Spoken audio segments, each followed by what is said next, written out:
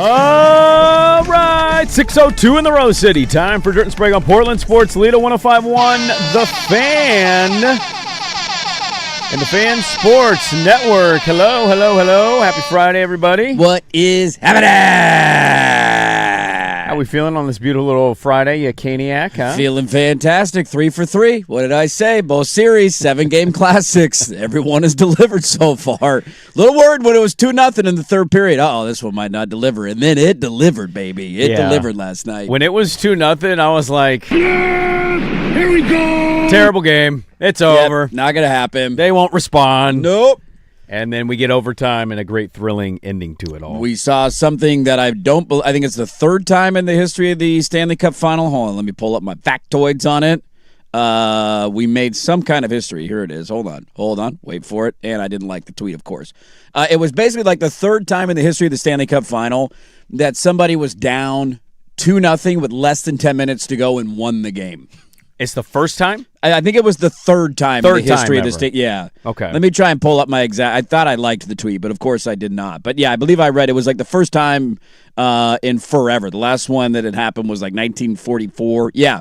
82 years ago, 1944 Canadians, they were the last time a team trailed by multiple goals in the final 10 minutes of the third period of regulation and went on to win the game. That has not happened since 1944.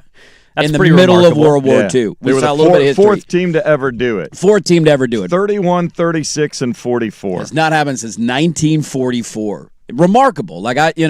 At some point we're going to get a dud. Maybe it's tonight. Maybe it's Saturday in hockey. Maybe it's Monday. I don't know. Eventually we will, but 3 for 3 is a hell of a start to the Stanley Cup Final and the NBA Final. Yeah, the Fightin' Dundons have tied the series. The Fightin' Dundons were on their deathbed. It looked like that thing was over, and you're going back to Vegas down 0-2, and they said, not so fast, my friend. And our very own scored the game-winning goal, Seth Jarvis. Right. Yeah, that was pretty cool. Overtime game-winning goal, man. It was really cool. When they scored the tying goal with about a minute 20 left, Vegas, I don't know what sometimes hockey is weird in the sense of you just get a weird feeling when a goal is going to happen. Yeah.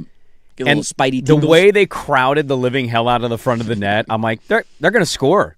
Bam.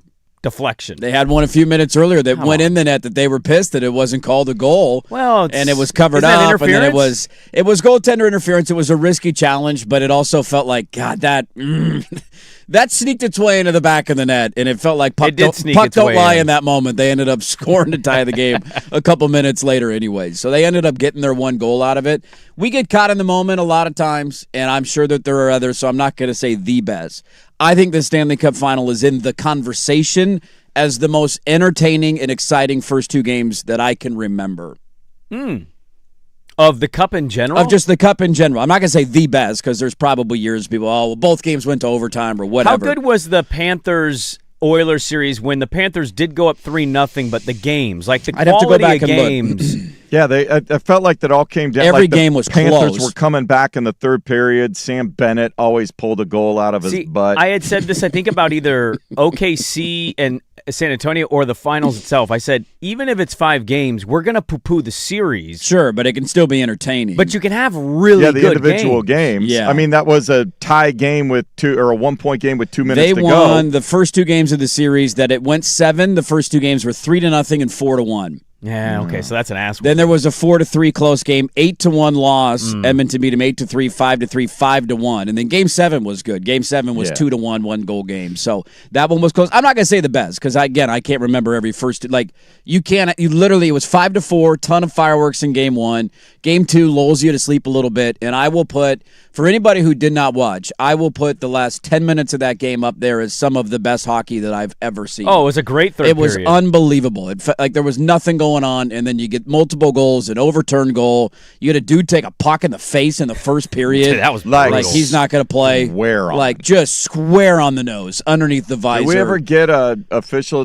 I don't believe we've gotten an official word on it. Broken jaw, broken nose. Broken everything would be my guess, because that does not happen. It goes under the visor and just hits him square square in the nose. That doesn't happen very often. Yeah. The replay angles of it were gnarly from too. behind. Yes, you get cross-checked if you want to talk to torts. Puck was rising up and just hit him square in the face. I figured he was going to come back in the second period because that's usually how hockey works. You're like, how is this guy back on the ice? But thankfully, he did not return. No, that guy went straight out the building, and I guess they took him. He probably went to the hospital. Dude, he stood up and just skated directly off the ice with his gloves over his hand. Towel. He's just bleeding everywhere, dude. Have fun with that. Are you guys familiar with this? There's a trend going around right now. So I was told of two trends happening in society right now. Yes.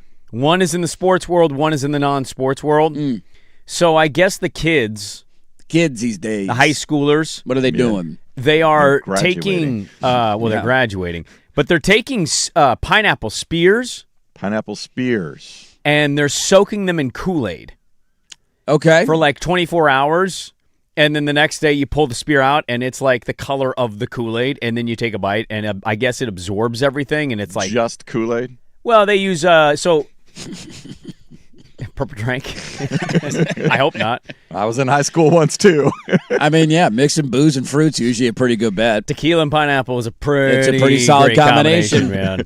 But I went to my nephew had his little birthday yesterday, which was kind of odd in the sense of like it was fun to celebrate him on his actual birthday, but also his buds came over, so it was like this weird.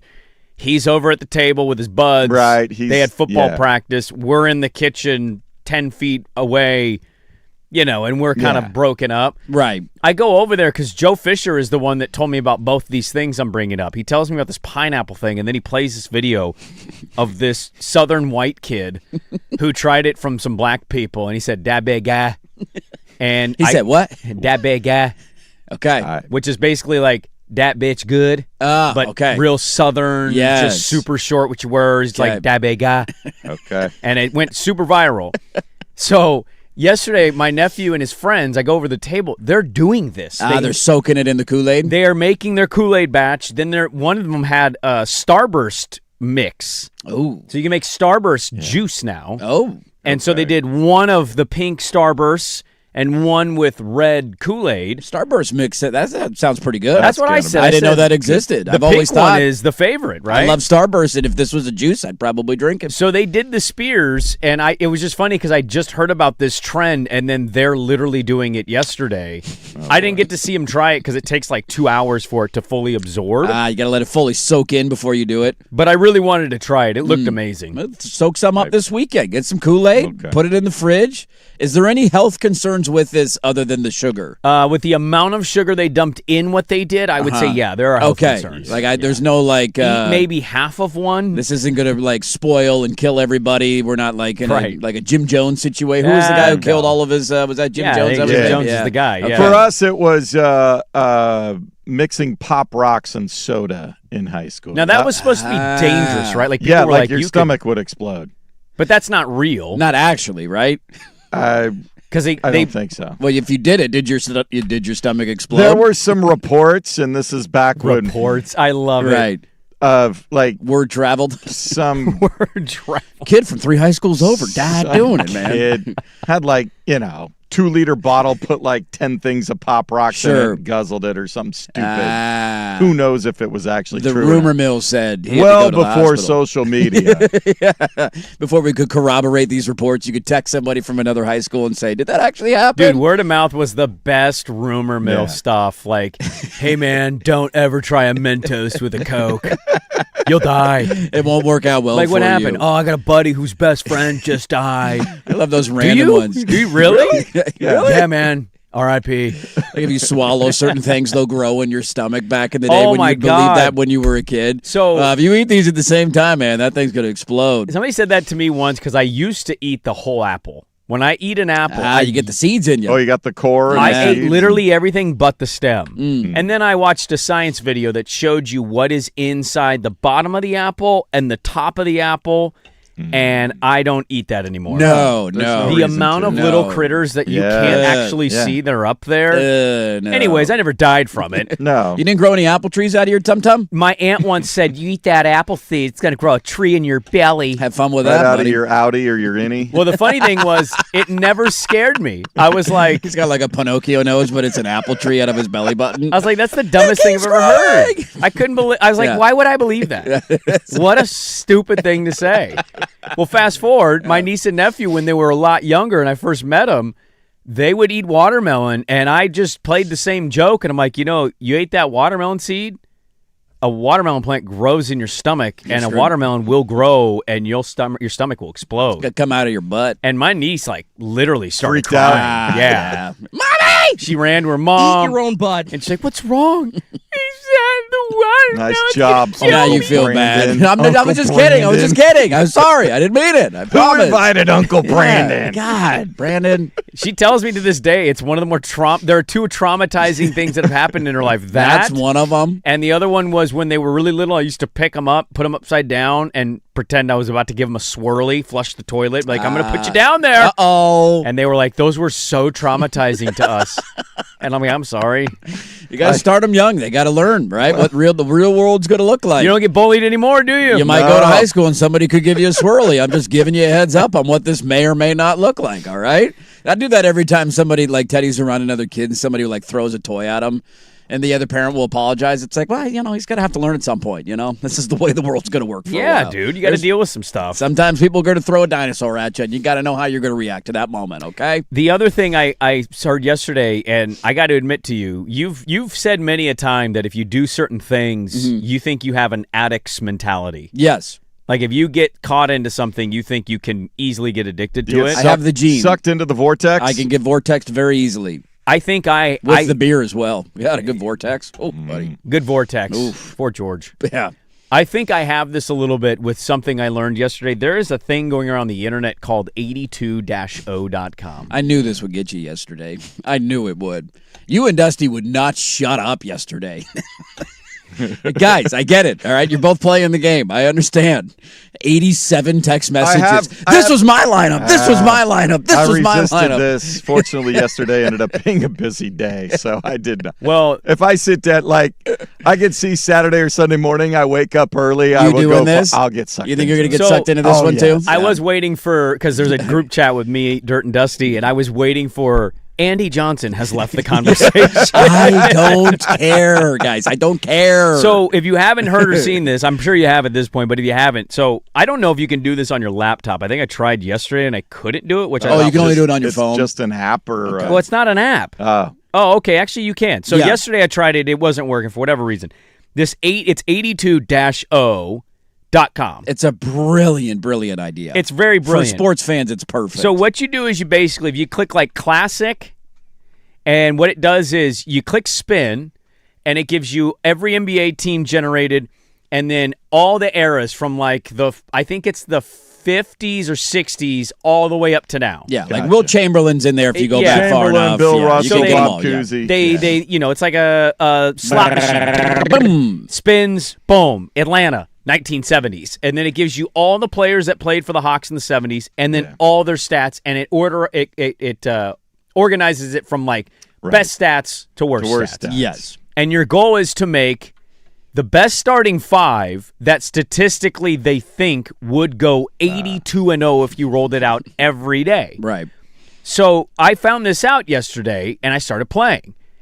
And the best I got is 73-9. I cannot build an 82-0 roster or get lucky enough to build the 82-0 roster. I've literally been playing this all morning. It has been done. I've seen 82-0s. There was a Dusty got it. Yeah, Dusty got one. There was a funny moment because Lebitard on his show, his producers were like, "Let's have Dan try this live on the air." Oh, and Dan he was Lebitard he was poo-pooing, this is stupid. What are we doing? And then he wanted to take James Harden over Joel Embiid, and everybody's yelling at him no! And he ended up on his first spin going 82-0. On his first spin, he had Wilt Chamberlain, circa I think prime, 1950s, whatever. Yeah. Wilt Chamberlain prime. You need literally. Yes, you need one of those kind of guys. Let me read Dusty's lineup. When you hear it, you're like, yeah. I mean, how does that not go 82-0? So his lineup was Oscar Robertson. Yep. Now, this says... The original. Oh, yeah, the 60s. Okay, so Oscar Robertson in the 60s. So you got a triple-double. Luka Doncic. Yep, pretty good. Alex English with Denver. Scoring machine. He was their scorer back then. LeBron James in Miami. Peak LeBron. And then this is the biggest one because this is how I got 73-9. Kareem Milwaukee. Yeah. It's like 35 and 15 You got to get one of those old-timey centers in You there. need a LeBron, a Luka, a was Kareem. From the 70s, yeah. You get, or a Magic. Right. If you get 1 to 2 of those, you got a shot. 73-9's the best I've got. That's the best one you got. And I keep getting like a lot of 68 and 14s, and I get stuck with a lot of Atlanta 1980 or 1990s, which it's like, do I want prime Mutombo and Steve Smith? I don't He's think not giving you enough point per game Meek. production. They're not putting me over the top. You're not taking Dominique?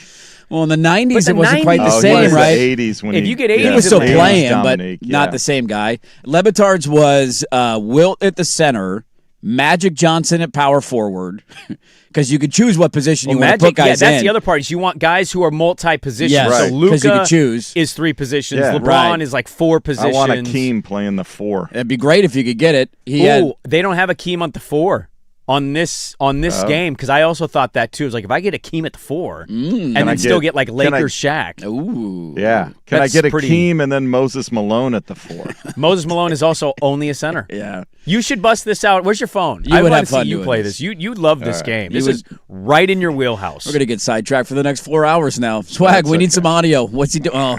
72 wins! Are you kidding me? How does that team lose any games? Yeah, he had Wilt at the 5, Magic at the 4, Barkley at the 3, Phoenix Barkley, 90s. Yep. Kawhi at the 2, and Cade Cunningham at the 1.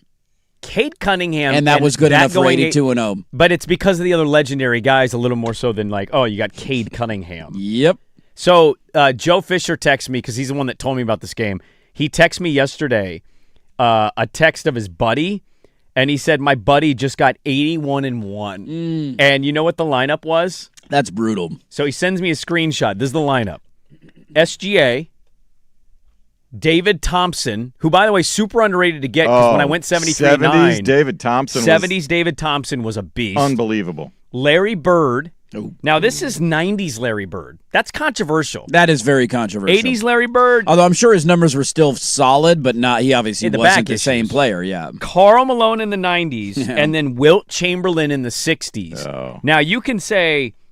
maybe it's 90s Larry Bird there, Sprague. And I'd say, yeah, you're right. Weighs it down a little bit. I text him back because I saw that, and I just thought how devastating 81-1 would feel. And I said, you lost one game because you chose to have a pedophile, and they punished you for it. That is absolutely true. I'm Karl Malone. Yeah, Karl Malone. I'm Karl Malone. I'm the man. If you didn't have Karl Malone, I'm the man.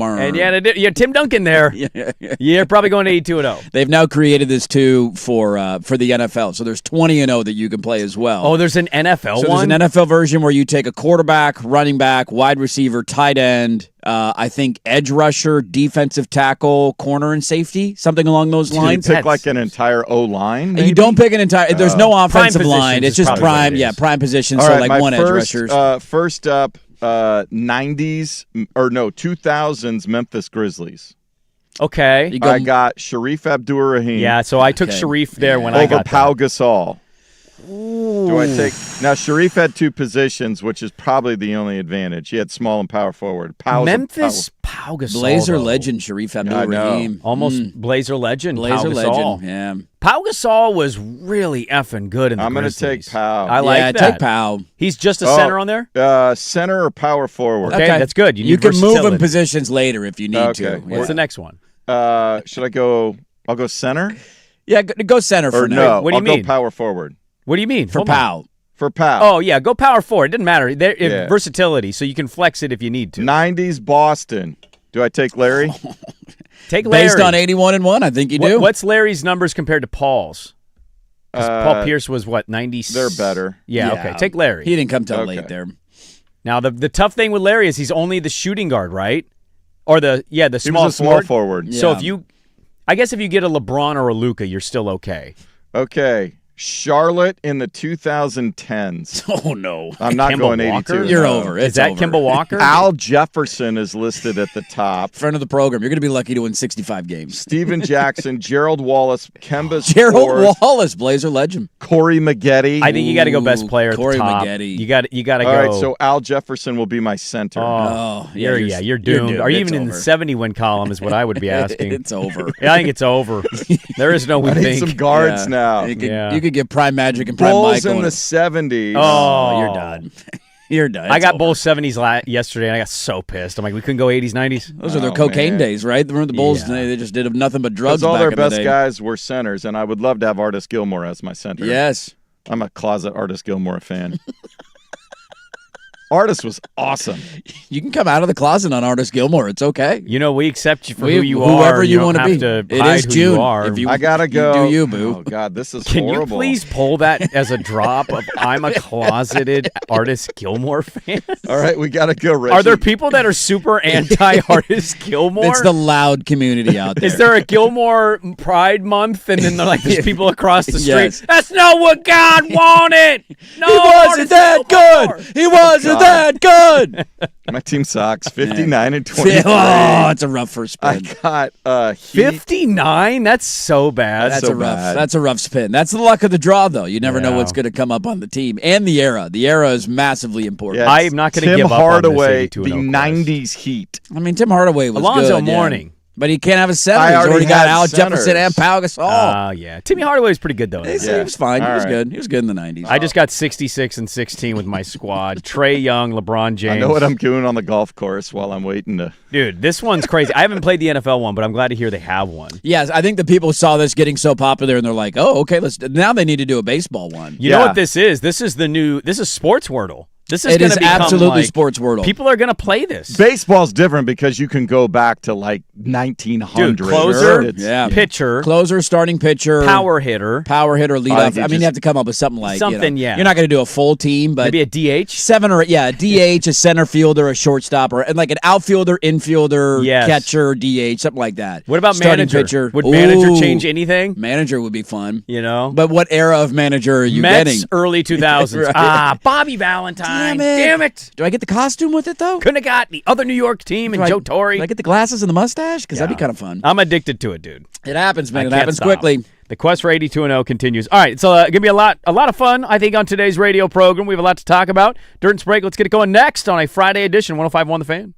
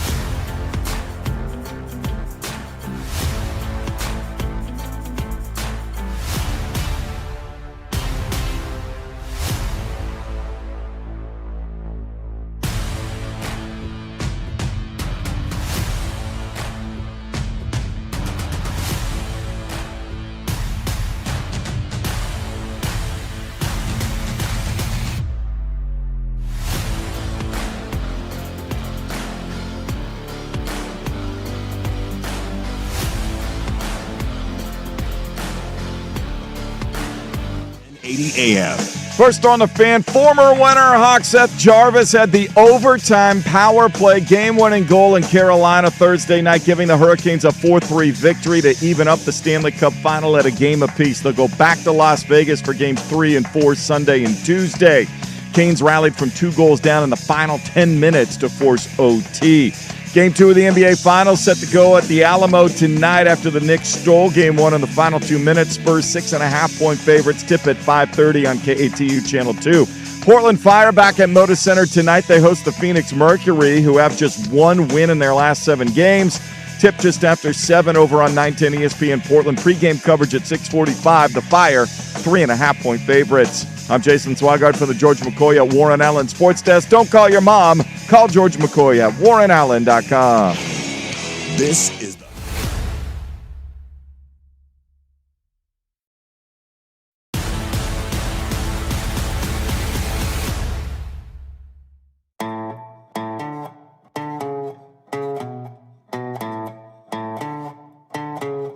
Welcome back in. I went 14-6 during the commercial break in my 20-0 NFL version of that game.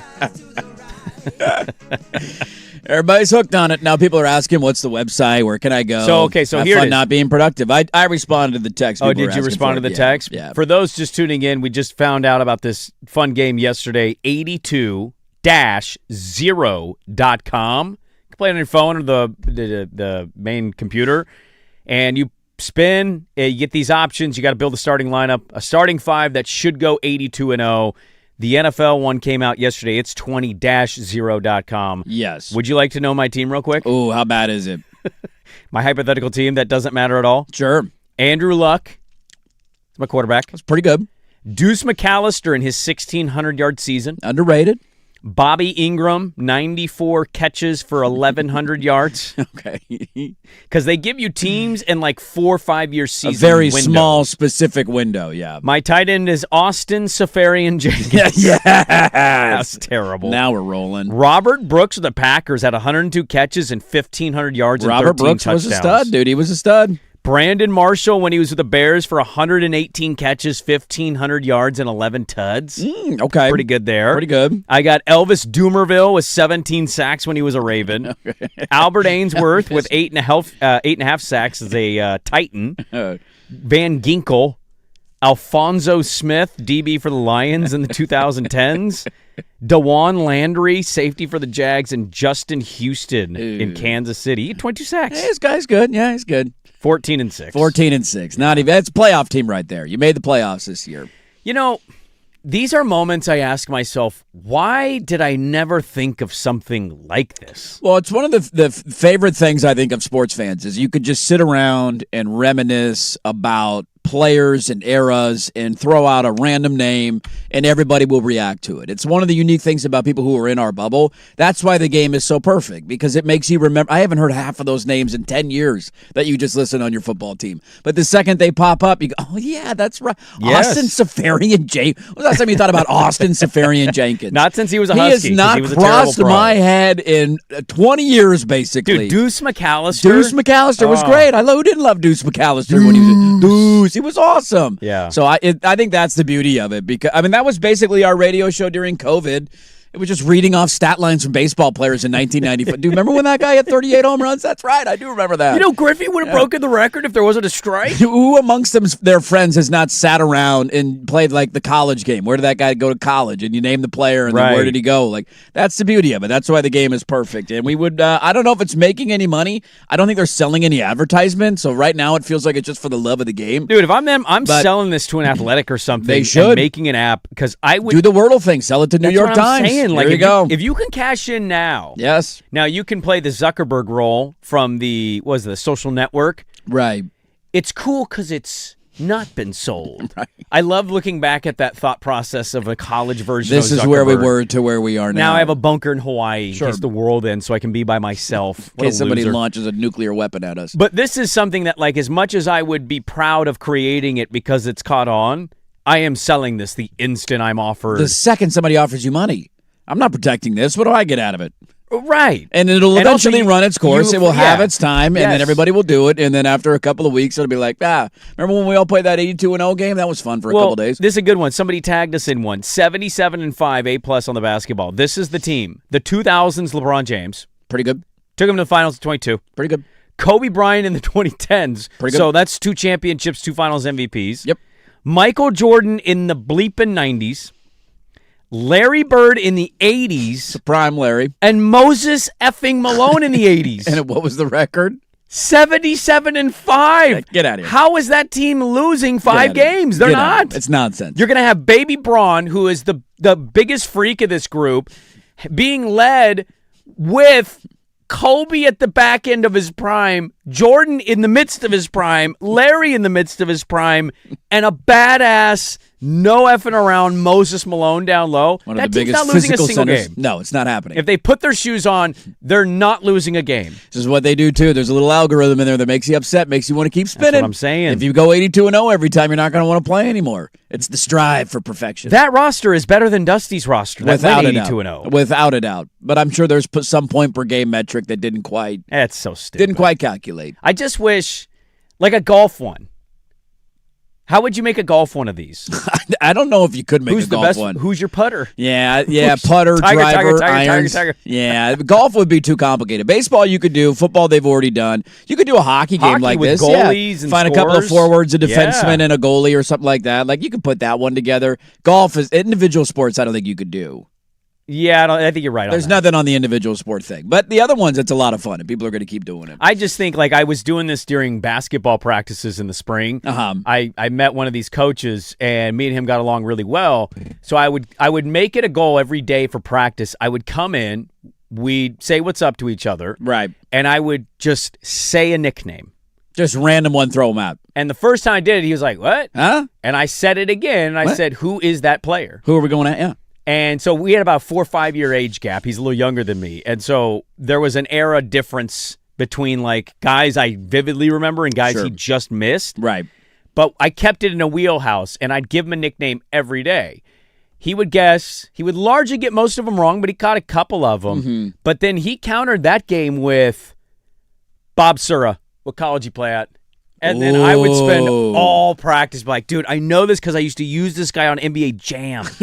And it used to show their colleges. Would show where he went to college. Yeah. And so I would spend all practice. I'm like teaching these kids, but I'm also like in the internally downtime. thinking about where did he go to college? How long did it take you to get to Florida State? It took about 4 college guesses. Yeah.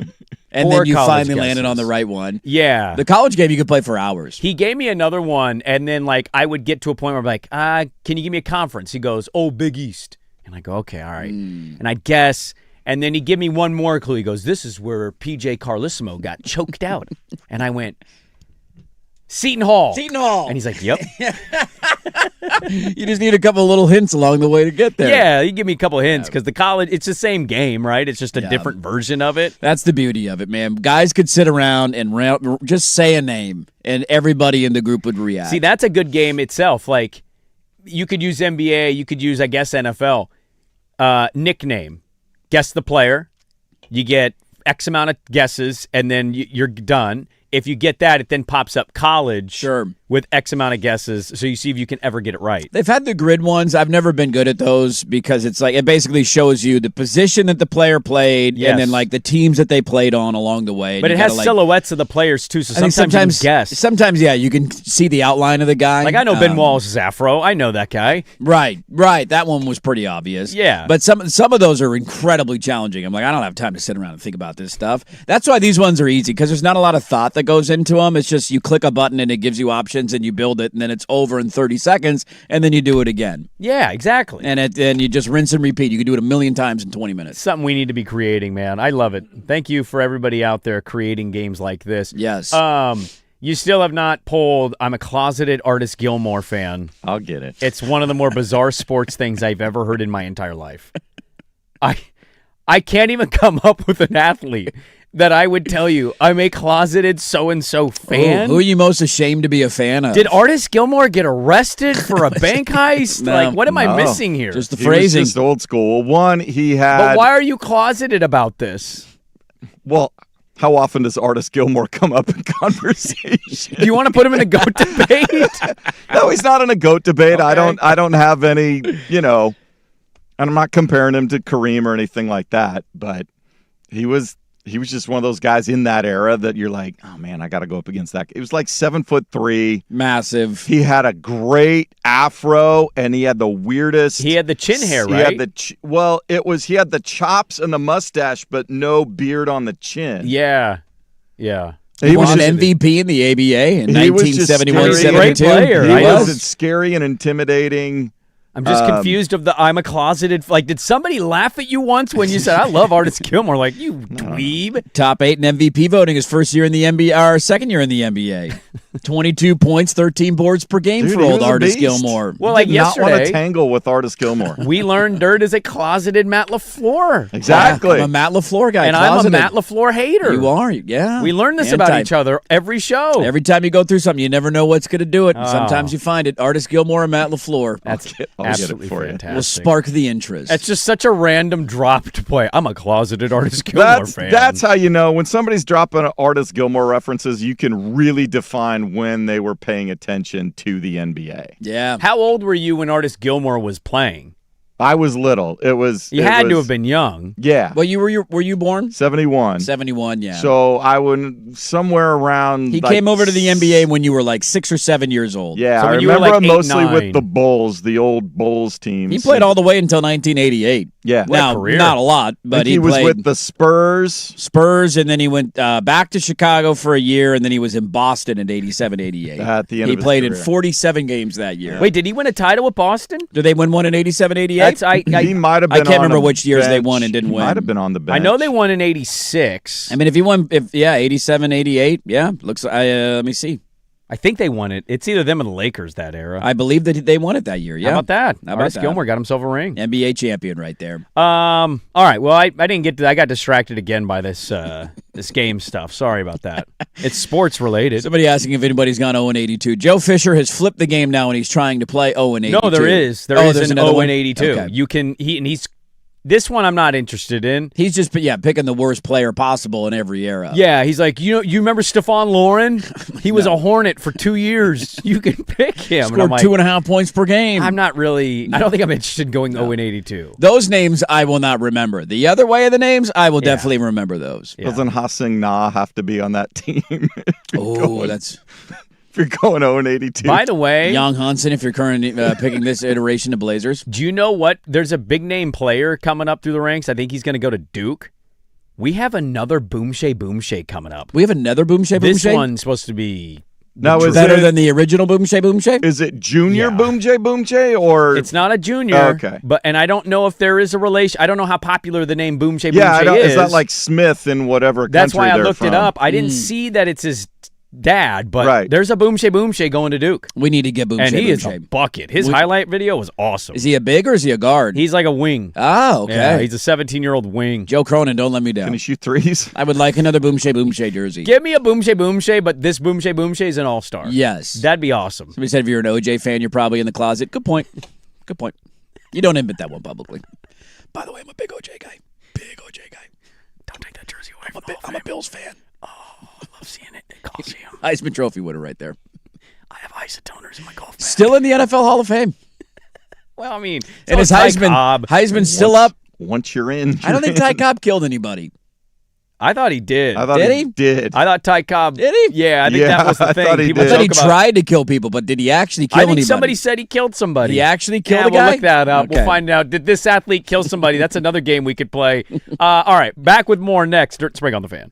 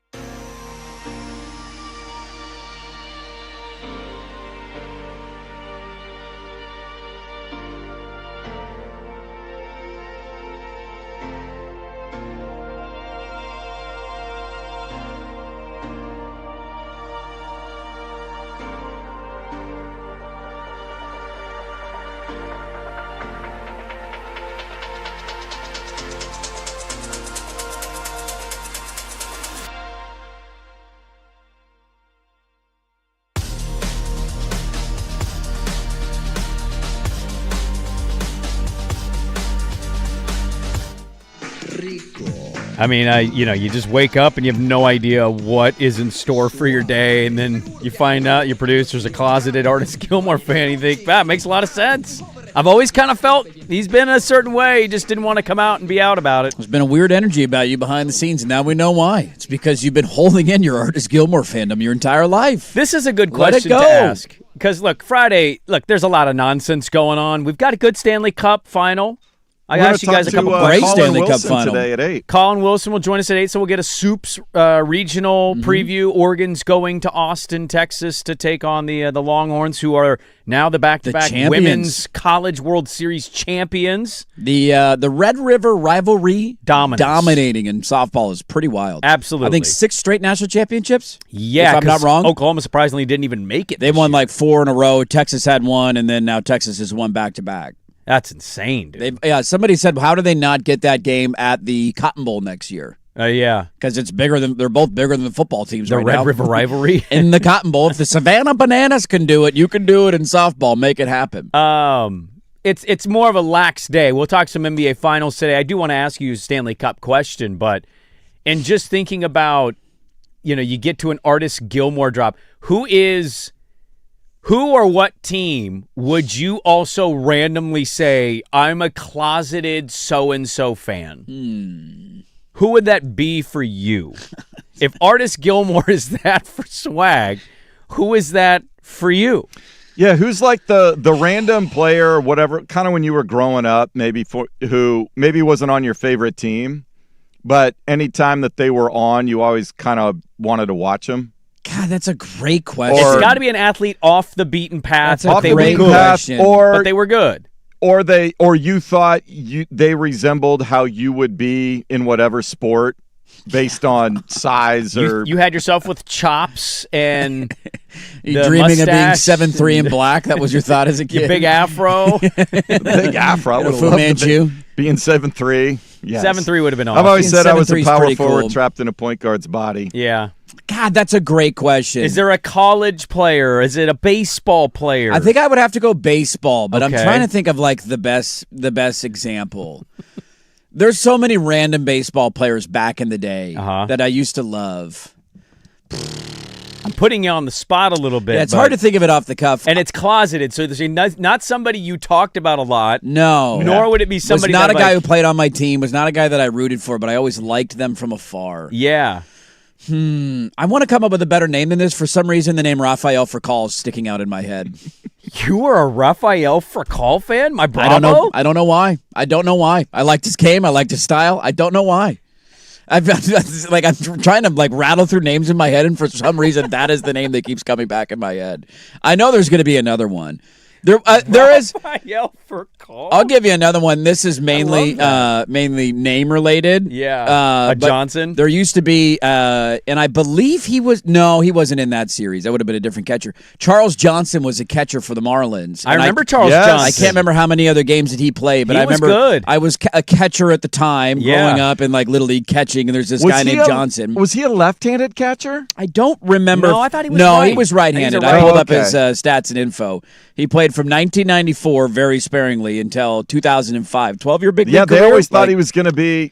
Had a year he hit 31 bombs in 2000. We don't need to look at what he was putting in his system. That's okay. Because every other year he was barely at 20 or below 20. 31 homers in 2000. That's probably the year I remember the most. He had 2 total seasons over 20 home runs, so it tells you maybe a little bit of an outlier there in 2000. But, we'll overlook it. Played for like a dozen teams in 12 years. Like, it was all over the map. I mainly remember him as a Marlin in the mid to late 90s.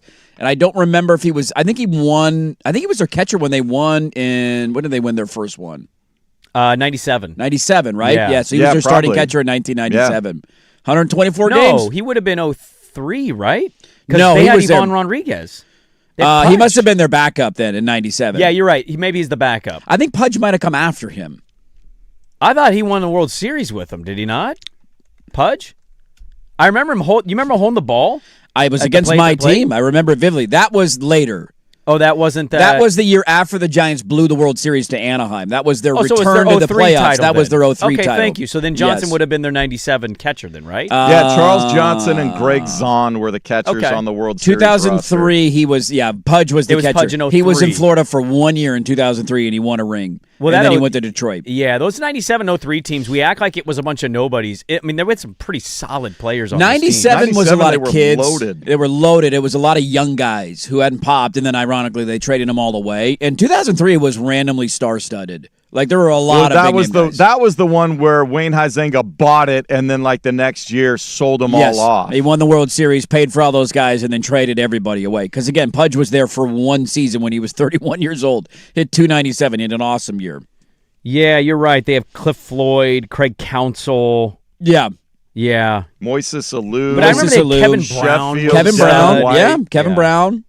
Yeah, they had a mix of like a lot of young guys, but like Jeff Conine. Great throwback name. That's a good throwback name, right phenomenal. there. Mr. Marlin. Charles Johnson is one. There's a name related, but he was a guy I remember being like, God, that's so cool. There's a Johnson that plays in the big leagues and he's a catcher. I loved Edgar Renteria. Who didn't love Edgar Renteria? He won my team in World Series, dude. I was a closeted Edgar Renteria fan. Guy has 2 go-ahead hits and clinching games in the World Series, one for Florida and one for my team in 2010. If I was to apply this to football, I would tell you I was a closeted Joe Horn fan. Yeah, Joe Horn was pretty cool. When he did the cell phone thing, I loved that. He was pretty cool. I thought that was delightful. And the Saints were so bad that they finally had a good player, and I'm like, hey, Joe Horn, let's go. This isn't a good comp because he did play for the team I rooted for when I was a kid, but he wasn't there super long, and you can remember him for other play. Ricky Waters was one of those guys for me. Loved Ricky Waters. Loved Ricky Waters. But he was a pretty big name. He was a big, but that's I maybe guess not. It kind of falls into the Artist Gilmore. He's not territory. like a Hall of Famer, He was a Hall of very good. He's a Hall of very good player, and he was very good for a lot of different teams. Yes, he was. It was the name, the look, everything. He wore the bandana under the helmet. Ricky Waters was badass. I have a Ricky Waters Eagles plastic figurine where he's doing like a Heisman pose almost. The number was cool too. 32. 32 was a great number for a running back. And he didn't spell Waters like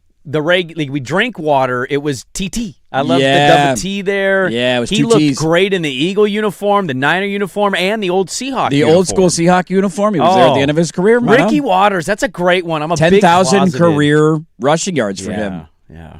Didn't even play that long. He was over 1,000 yards one of his 10 years. 1, 2, 3, 4, 5, 6, 7 of his 10 years. He was over and essentially he only played 9 full years because his last year was only 5 games. Well, that's more seasons over 1,000 than Terrell Davis. 9 full seasons. He had 7 1,000-yard rushing seasons. In 9 full seasons, he had 78 rushing touchdowns. Merton Hanks. Is Ricky Waters in the Hall of Fame? I don't think so. I don't think so. Now that I'm looking at his numbers, I'm telling myself Ricky Waters should be in the Hall of Fame. Well, I mean, Terrell Davis is going to be in it. Ricky Waters. By the way, Ty Cobbs did not kill a guy. No, Ricky Waters is not in the Pro Football Hall of Fame. Yeah, I think he was. Yeah, they his autobiographer basically made up the story. Oh, so that was a fake story made up by an autobiographer? He was attacked by a mugger in Detroit. Somebody trying to rob him, and he was stabbed with a knife, and his author basically made up the claim to sensationalize the book that he killed the guy. Does his family know that everybody jokingly says, well, Ty Cobb killed a guy and he's in the Hall of Fame? Yeah. That's like a thing. It is a thing. It's a good movie, too, by the way. The movie about Ty Cobb in the book. I don't think I've ever seen it. Tommy Lee Jones is Ty Cobb as an aging alcoholic. It's about basically the guy following him to write his autobiography and trying to get some cool stories out of him. Being a massive liar. We have a loaded second hour of the radio program. We'll dive in some NBA Finals Hour 2. Dirt and Sprague on 105.1, The Fan.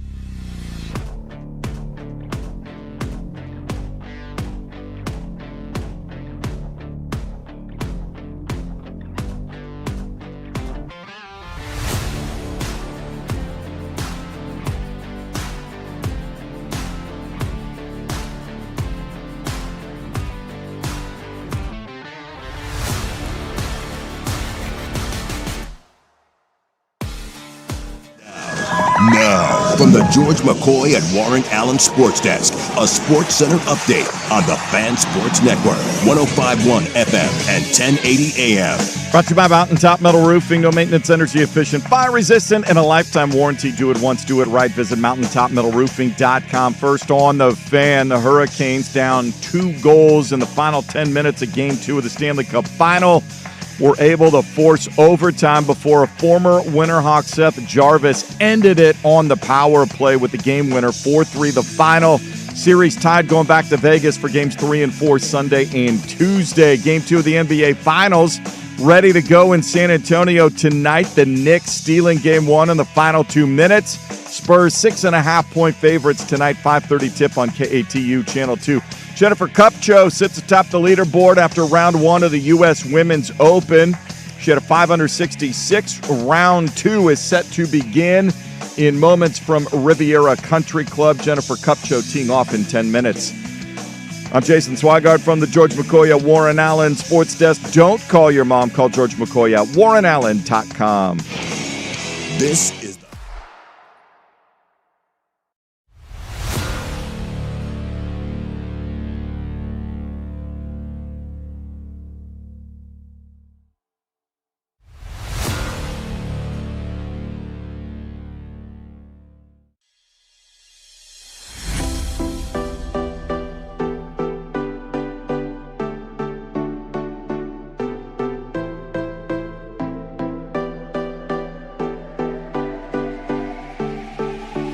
Hey, welcome back in. Hour number 2, Dirt and Sprague here on 105.1 The Fan and the Fan Sports Network. Good morning. Happy Friday, everybody. A lot to get to here in the second hour of the radio program as we roll on. Talk some NBA Finals here. If you want to chime in with the radio show, you can at 503-864-6326.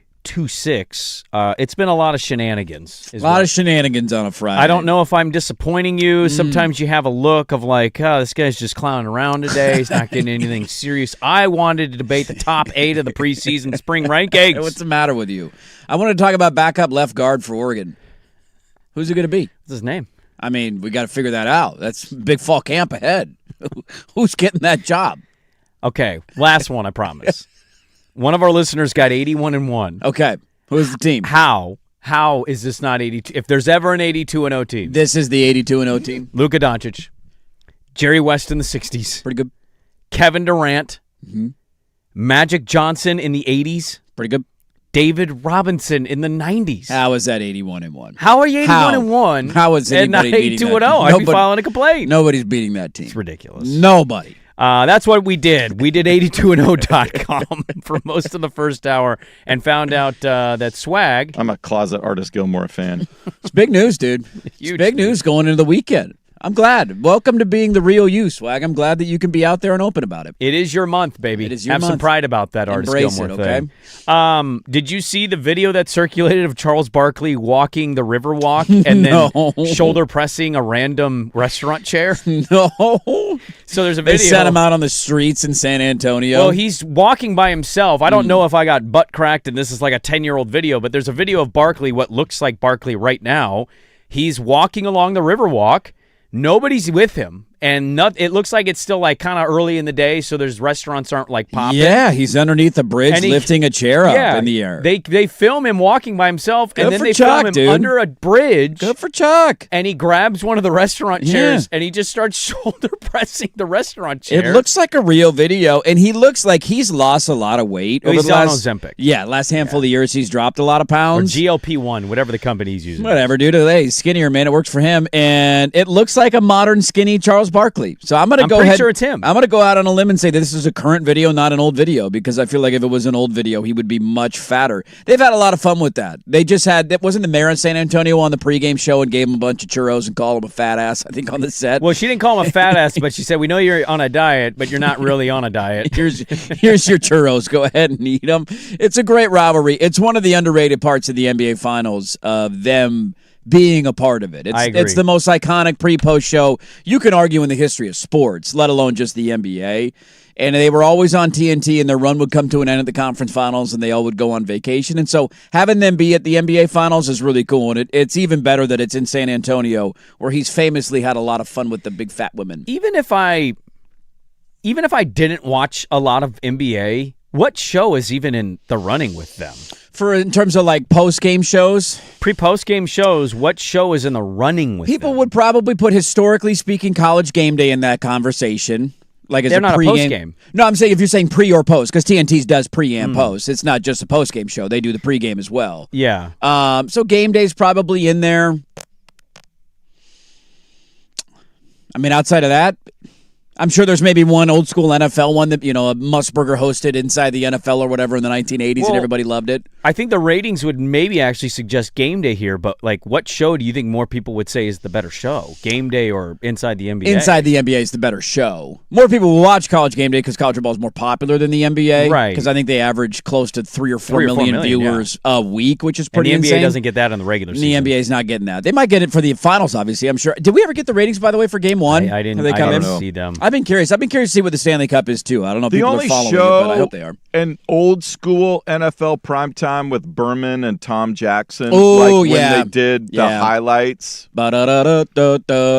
Oh, NFL primetime? NFL primetime's a good one. Now, was that technically a post-game show, though? That was a post-game It was show. a post-game It was technically show. a post. I But can't you're remember doing the where it pre-post aired. thing. Yeah. Whereas Inside is a pre and a post. Pre-halftime and post. Yeah, Pre-halftime and post. And Game Day's right. just pre. But it's in the conversation as the greatest of all time. It's really cool. I'm at the NBA Finals in San Antonio. It would just be great to be... I love the idea of just walking around. You're trying to get some Riverwalk. exercise in, and then you're like, dude, I'm lifting a chair right now. Why not? Well, I was thinking, like, if I was getting old, if I was at Charles Barkley's age and I'm on the road doing a job, I could see myself being him or Ben Stiller in heavyweights. You devil log. Just lifting random stuff that I run. Well, there's the Riverwalk down there. It's kind of narrow. It's a little tight. There's a lot of low It does look a little clearances. tight down there. Have you been to the Riverwalk? Yeah. I've never been to San Antonio before. The Pilots played. That's when I went to University of the Incarnate Word. They played in a Thanksgiving tournament. Cam Ward, shout out. There at Incarnate Word. We were staying in San Antonio, so. It is. It's tiny, but there's like a lot of restaurants. There's a lot of restaurants down there. Yeah. And you can rent a little boat or take a float tour or whatever. Yeah, because that bridge Barkley's under is maybe 9 feet high. Does not look very tall. He's lifting the chair and it's nearly hitting the bridge. It's cozy. It's very cozy. Well, I did find that Game 1 of the Stanley Cup Final was the most viewed game since 2019. 5 million viewers for them. Who was the 2019 Cup? Oh, God. 2019 was that Boston, San Jose? Am I right there? Maybe. Damn, San Jose was in the Cup in 19 and now the worst team in hockey? San Jose was in a cup. Yeah, they got there. Who was that was St. Louis's. St. Louis's Game 7. That's right. Gloria beating Boston. Yeah. St. Louis over Boston. The John Hamm Stanley Cup. The John Hamm Stanley Cup. Game 7 with Boston involved. That's a good number. But I'm glad it's nice to see people are watching. I'm sure the NBA final game, I can't find it, but when it comes out, that number is going to be pretty massive for Game 1. Yeah, it's not out right now. I did see the cheapest ticket at MSG for Game 3 of the NBA Finals right now after that win is $7,500 in Section 420. If you don't have you seen ticket, the pictures, by the way, from Section 420? I have the viewpoint right here. If you don't have a ticket, so bad. You're not getting into that game. You can't. Well, why would you spend $8,000 to sit where that? If I would rather just go because I'm sure there would be some watch party outside the arena. Like, just go do that. I wonder how many blocks are going to be. Yeah, I'd rather watch at my house than. Well, I would too. But if you're if you're like jonesing for the fandom and being around people, just watch outside, save the money, and if they win, everybody parties outside the stadium. Is there still that big sports bar in the basement of Madison Square Garden? I do not know. I've never been to MSG. I don't know. I thought there was a sports bar down in the basement. I've been in New York many times, but never been to MSG before. It's on the bucket list. By it. Yeah, it's been close to it. But I've never gone to an event there. It'd be cool to go see a game there. I'm glad they rebuilt it after Godzilla laid her eggs in there. I know. That was devastating for their economy. Glad they overcame their Nazi rallies in the 30s. People don't forget. Well, American history. Yeah, they have that too. They got that going for them. Game 2 NBA Finals is tonight. It is tonight? Yes. Are we feeling blowout? Is the vibes for you blowout? I don't think so. Not I don't at all, think dude. the Knicks, unless the Knicks just go stone cold, everybody goes stone cold shooting threes. I don't. The Knicks are smart enough to be a team that we're like, okay, if my guys aren't hitting threes, we'll find a way to make twos or get to the foul line. Yeah. I don't see them getting blown out. Now, is 10 points? I don't think 10 points or 12 points in the NBA. Blowout is 20 or more. They were in down the NBA. 14 in Game 1, and I thought, this is going to go to 20, and then they cut it in and they hung around. Yeah. But So if somebody ends up losing by 10 or 12, I don't consider that a blowout. No, look, there's certainly the capability always, right? Because you get one team who randomly shoots 48% from three in a game, and the other team shoots 17% from three, and it's like that's the only difference in the game. They just couldn't miss and made their open shots, the other team didn't, and that can lead to a blowout. I wasn't of that opinion coming in. I think this is going to be a classic NBA Finals.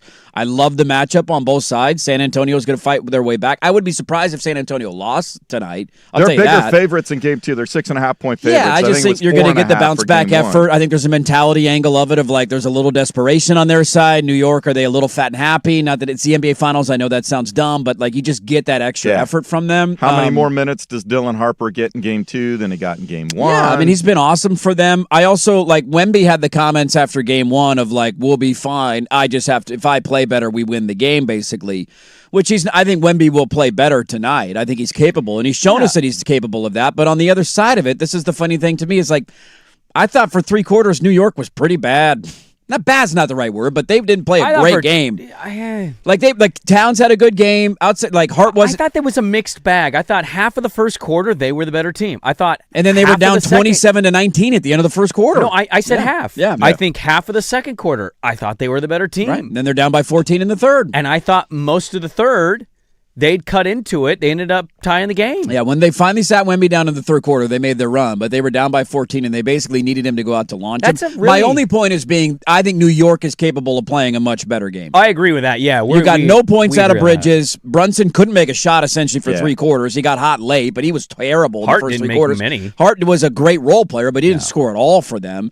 Cat had a good game, but he's capable. Cat's capable of better than 17 points. Like he's capable of going out for 25 or 30 knocking down some threes. The Knicks have a better idea of how to take advantage of when Cornette's in than OKC ever did, and maybe they just have players that are more adept, better to suited take to do it. Yeah. Of it. Well, I think that's part of the advantage of sweeping your way to the NBA Finals is you got to watch the Western Conference Finals, so you got to see their adjustments to the. What could they expose more? What could they do better? What can we do, and how can we do that? Yeah. Like, I think that was the advantage New York had, at least going in. I don't know if New York wins tonight or the series, but, yeah, that's an interesting takeaway. I strongly disagree, actually. I thought that game, I know they got down 14. They certainly had their moments that when they weren't playing better and the Spurs were separating, but it just felt like every quarter they were trading who was better. Mm-hmm. Even in the fourth, when Wemby went on that mini run, knocked down the and three, gave them the lead, it was like, oh, and now it's the Spurs' turn. And then how did they finish the game? Yeah, Knicks 11-0 run. Yeah. Right. So it just became like a big game of runs, and San Antonio had the biggest lead of it all. But I found game one pretty split, and I kept thinking, like, how does San Antonio change what New York exposed? What do you do today if you're saying, I know we're not coaches here, right? But like the struggle for Mitch Johnson's going to be, I'm not worried about Wemby. I think Wemby can shoot better, but one area I agreed with the TNT postgame show is if he's out at 30 feet, man, even at 7'6" with that wingspan, you can't make up the kind of ground that the Knicks are going to take you to the hoop on. I think you'll see more off-ball off-ball screens to Wemby, like back screens or something to try to get switches when he doesn't have the ball, to try to get him cross-screen stuff where he's coming more lower to the hoop, closer to the hoop, or back cutting stuff like that. They need to be a little less stagnant, the guys off the ball. They need to have more motion so the Knicks just can't sit in the gaps and feel like they got everything covered. They need to move guys around a little more on the weak side. I think that's one thing that they can do. I think you will expect them to shoot a little better overall. That's the other thing, though. That's the funny thing. Is like New York needed 2 late threes to get to 30% for the game. Yeah. If OG and Brunson don't hit those late threes, they shoot like 27% from three. And they're capable of shooting much better than that. San Antonio was at 26% for the game. We know Wemby can shoot and play much better offensively. Yes. And Fox was dreadful from the field for them. That's the simple. I think he wasn't expecting Cat to take him one-on-one as much as possible. So I think they will have a little better idea of, okay, if Cat's going to D up on him one-on-one, how do we get Cat to move around, or can we get him to switch or something? See, I'm instantly coming out the gate. You're guarding Hart, and you're not guarding Hart. If I'm San Antonio, like Josh Hart, hit 3 threes. I dare you. Yeah. Like, go ahead. And if you do, good for you. But No, we're not guarding you the entire at the other game. end. Cat guarding Wemby straight up. Oh, I mean, I don't know if that really surprised him. They got him into foul trouble. He had 4 fouls. Yeah, they eventually got him to 4 late in the game. It was late in the game. I think they'll go at him, or they will target things, putting him in actions to see if they can get him in foul trouble earlier. To me, it's pretty simple. Like, if I'm San Antonio, there's 2 things I'm looking at. One, Wemby, you're a hell of a player. You're a unicorn. I get it. I don't need you taking 9 3-pointers. That's too many for you. You're a decent 3-point shooter for your size and your ability. You average 5 a game in the regular season. Yeah. There's no need to double that up. If you're wide open and nobody's within I think he needs 10 feet to of you, go ahead. But he needs to get down the floor earlier and not bring the ball up as much as he likes to bring the ball up. Yeah, like his main strength is when he's around the paint, getting tips, getting dunks, lobs. Like, that's when he's killing you. Go straight under the hoop and then bring him off of screens out to a wing or something like that. Have some action for him there. Yeah. Try to run Cat or Mitchell or whoever's doing it. Try to run him a little more. Now, the flip side is because we talked about Wemby and fatigue and all of that sort of thing. Does he have the gas tank to do that for 36 minutes? I don't know. He might run out of gas late. The other thing that I mean, it's not even an X's and O's thing. You just need De'Aaron Fox to play better. He is the guy that you're relying on to be your closer offensively, a guy that, drives everything. Castle is a very good player, but he's not somebody that scares me a ton offensively at this point in his career. Not that he's capable of having, he's not capable of having good games. He certainly is. Fox took the second most shots on your team behind Wemby and behind Castle, and he was 3 of 13. He was 0 of 4 from 3. Like, your second best player, who's supposed to be your second best player, has to be better than that in an NBA Finals game. It's not an X's and O's thing. Wemby less threes. Fox has to get it going offensively. And if they do those 2 things, they'll win the game tonight. Trying to see. Give me a second here. So we come in Monday and it's 2-0 Knicks. I would be shocked is not the right word. Very surprised. I think you could say shocked if you're very surprised. Very surprised. I've seen them win a game, so I can't say it's like, oh my God, how did they win? Like, I've seen them win a game in the finals. But we expect that kind of player, like the great player that Wemby has already become. We expect him to have that bounce back game and that team to play. And we've seen him already do that in these playoffs. He's had down moments. They've had bad games, and he's bounced back. And they blew OKC out after losing game 4 or 5 or whatever it was. Went home and they killed them, and so we've seen them turn things around quickly. Yeah, this to me is. But yeah, if New York takes a 2-0 series lead, whoo, buddy, are we having a much different conversation on Monday? We're planning the biggest parade in. Oh, I'm not going there history. at all. I couldn't disagree with you more. You're coming in Monday thinking the series is over if they're up 2-0? I don't see the Spurs beating them 4 out of 5. Why? They won 62 games. I understand that. I just don't think the Knicks are going to have. I'm not saying it's over. I'm just saying, historically speaking, that's very rare in the NBA. Oh, it's very difficult. Has anybody ever come back from down 2-0, losing them both at home? How often does that happen to win an NBA Finals? Both at home? It's one thing to lose them on the road and you come home and you got 3 or 4 in your pocket. Cleveland did this in 2016. Yeah. Were they down 2-0? They were down 2-0. They won game 3, lost game 4, and then won 5, 6, 7. Okay. Yeah, I don't know who else lost the first 2 at home. Blazers lost the first 2 in Philly in 77. Yeah, and they won 4 in a row. Yeah, but at home. But again, you're coming home to play game 3 and game 4. So if you don't, the Knicks have already accomplished their goal by getting the split. That's what they wanted out of this. And if you can take a 2-0 series lead, it's not over. You never say over. You still got 4 more games, 5 more games to go in the series potentially. But yeah, that's a massive uphill climb for a very young basketball team who's never been here before. So game 2 NBA Finals tonight. Looking forward to it. Have a little bit more on this in the final hour. But game 1 was great. We still have game 2 will deliver. The Stanley Cup delivered in game 2 and game 1. So we'll see if the finals can keep up with that. A lot to get to in the second hour. Coming up next, how to feel. How should we feel? That's next on The Fan.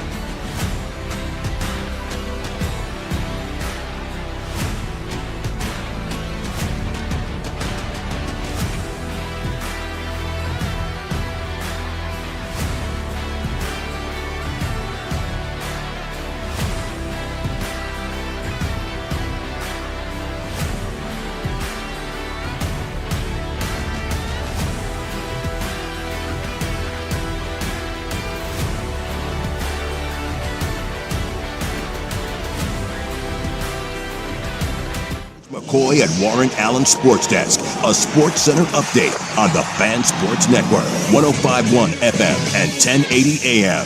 First on the Fan, former Winterhawk Seth Jarvis got the Hurricanes back even with the Vegas Golden Knights in the Stanley Cup Final. His overtime power play winning goal, giving Carolina a 4-3 win. Games 3 and 4 Sunday and Tuesday back in Vegas. Game 2 of the NBA Finals set to go tonight by the Alamo. The Knicks stealing Game 1 in the final 2 minutes. Spurs 6.5-point favorites tonight. It is a 5:30 tip. You can see it on KETU Channel 2.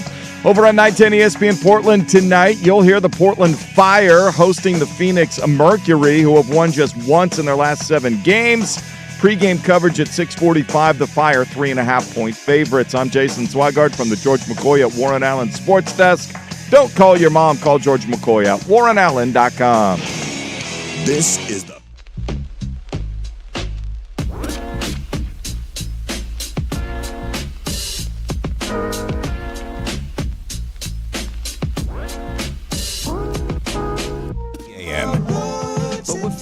Oh, just a banger.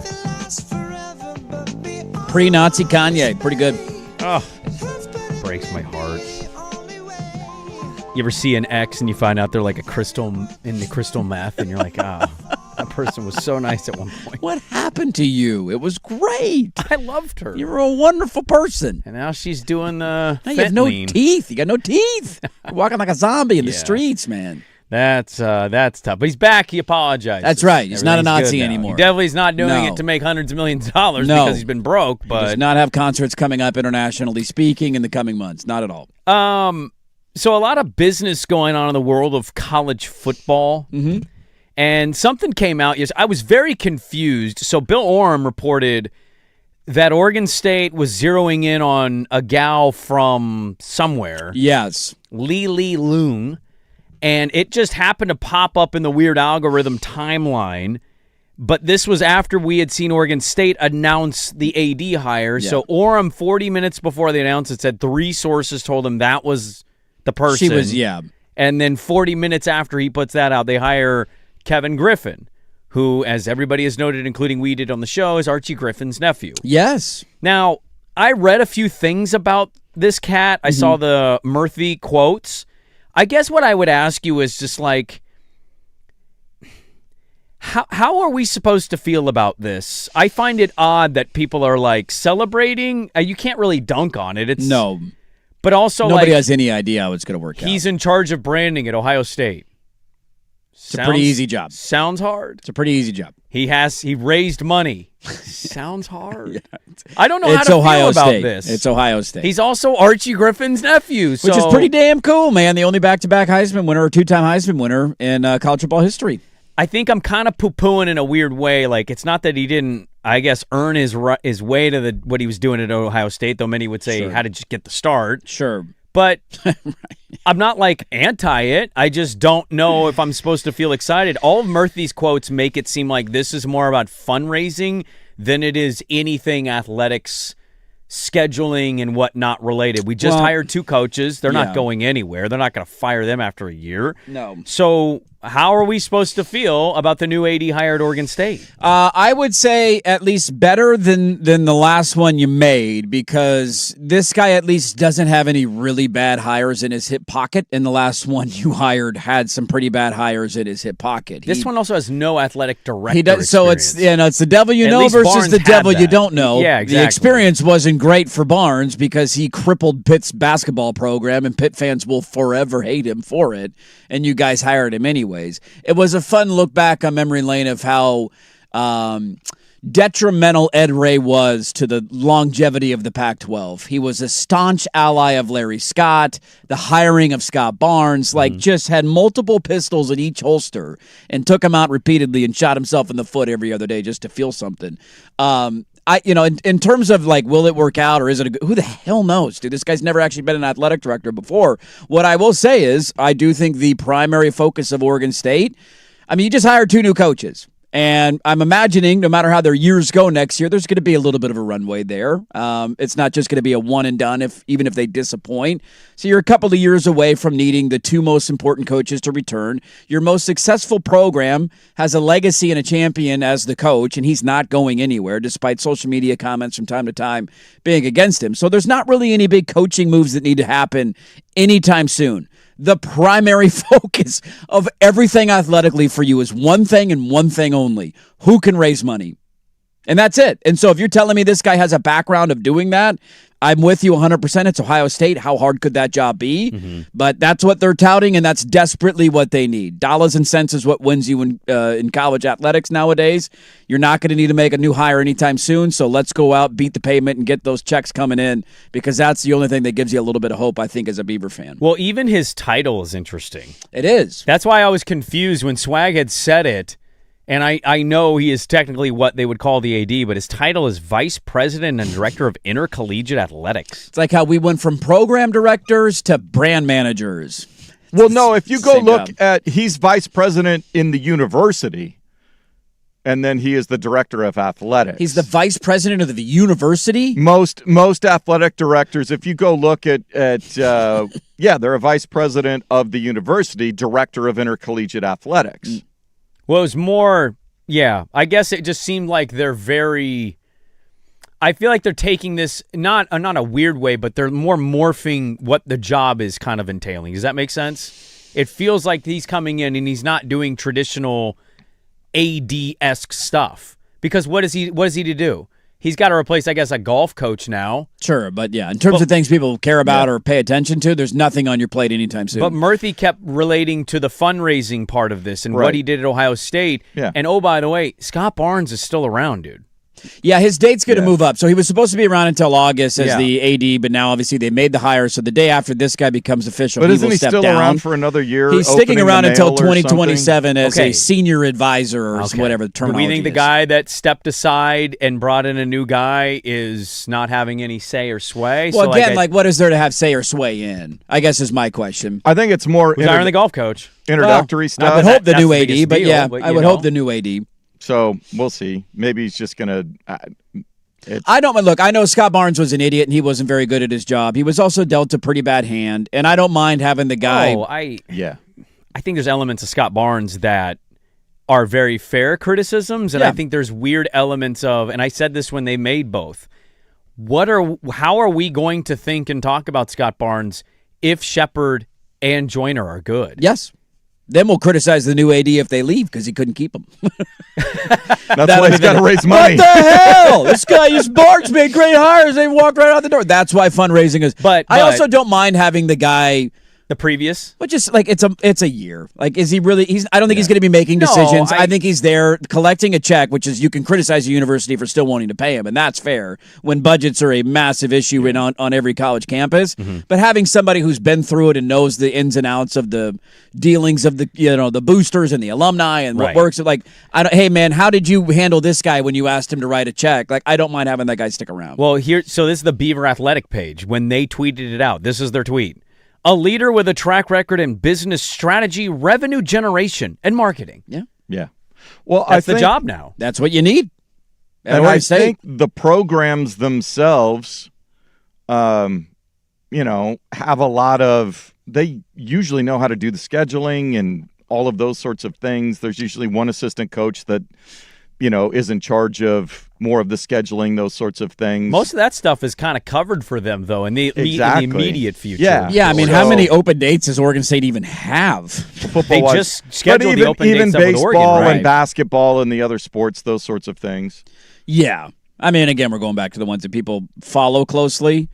Their future schedules, it's all set. Obviously, this year, next year's set, 2028 set, 2029 set.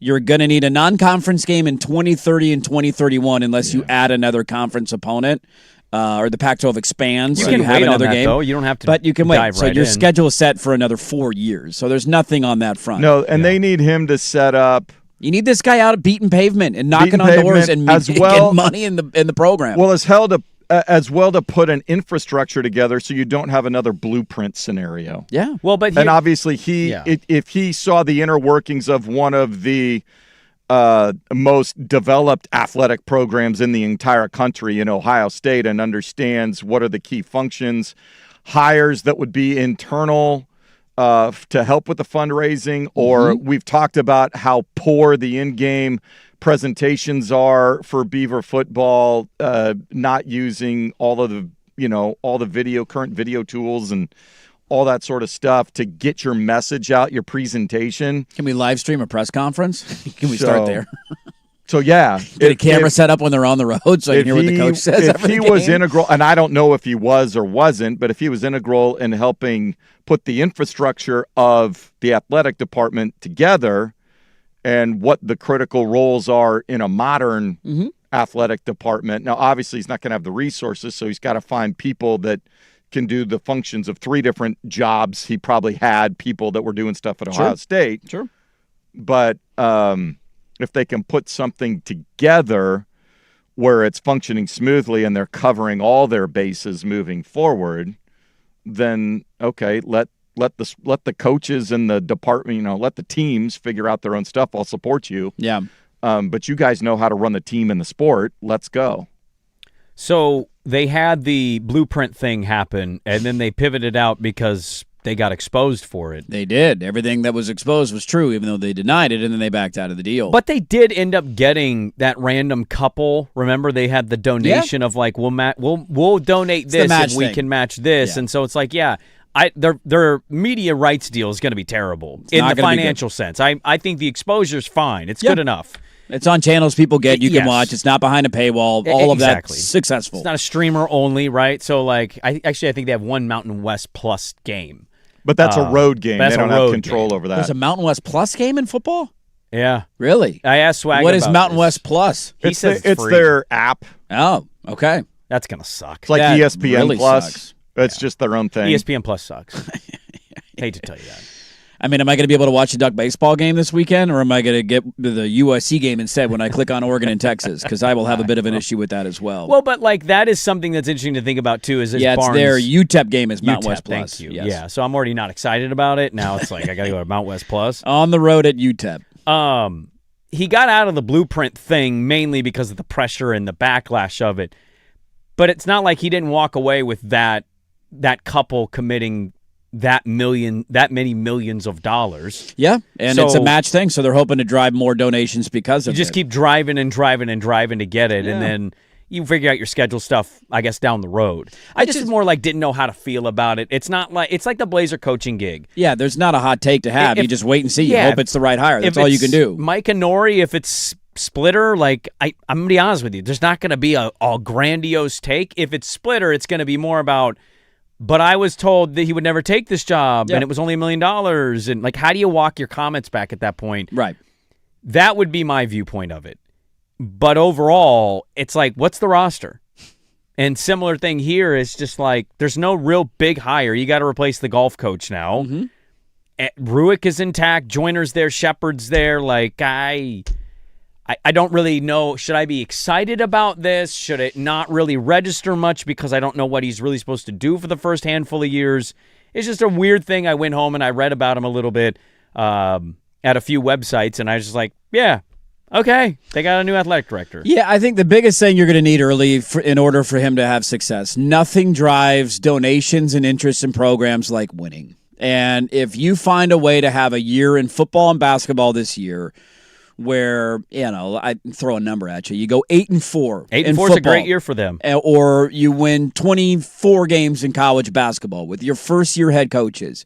And you can turn around and say, see, we made the right hires. We're back in a conference. There's a pathway. And you could sell that to people to get them excited again. Yep. That's going to make his job exponentially easier. It's really hard to gauge these things. If your football team flops and you win 2 games again and you're blowing leads and you can't execute a field goal or a punt, what is the desire for any alumni base to donate money to that? Yeah. What am I flushing my money down the toilet for? Same with basketball. You win 5 games next year in a little conference and you're not competitive. Nobody's going to be tripping over themselves to reach for their wallet in order to throw money at you. So he's almost...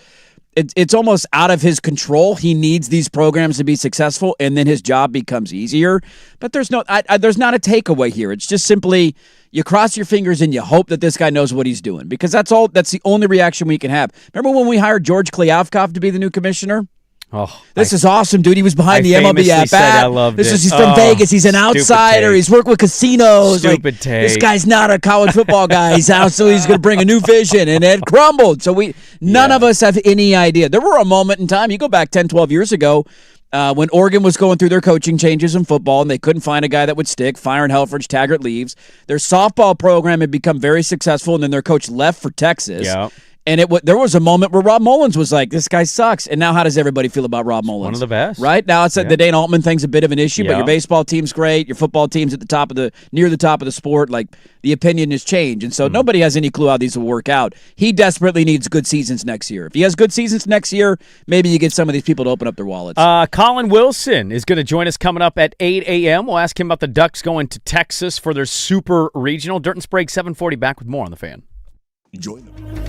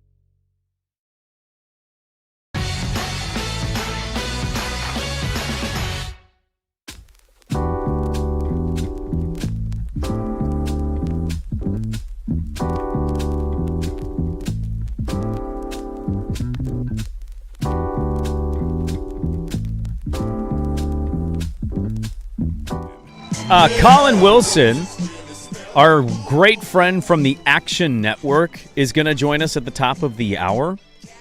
And he's a big college baseball guy. He's in Arkansas. His Razorbacks are out. They did not make it. No. To the Supers. They did not get to the Supers. They came up short. Woo Pig Sooie, not this year. No. But he follows the tournament really well. He's a lot of fun to talk to. And the good thing about him is he works at the Action Network, so we can talk college football. Yes, we can. So he'll join us coming up at 8 a.m. Want to remind you that the Fan Golf Classic is sold out. What? The one that's presented by Toyota. What? And has been sold out for some time now. What? Here we go, man. Here we go.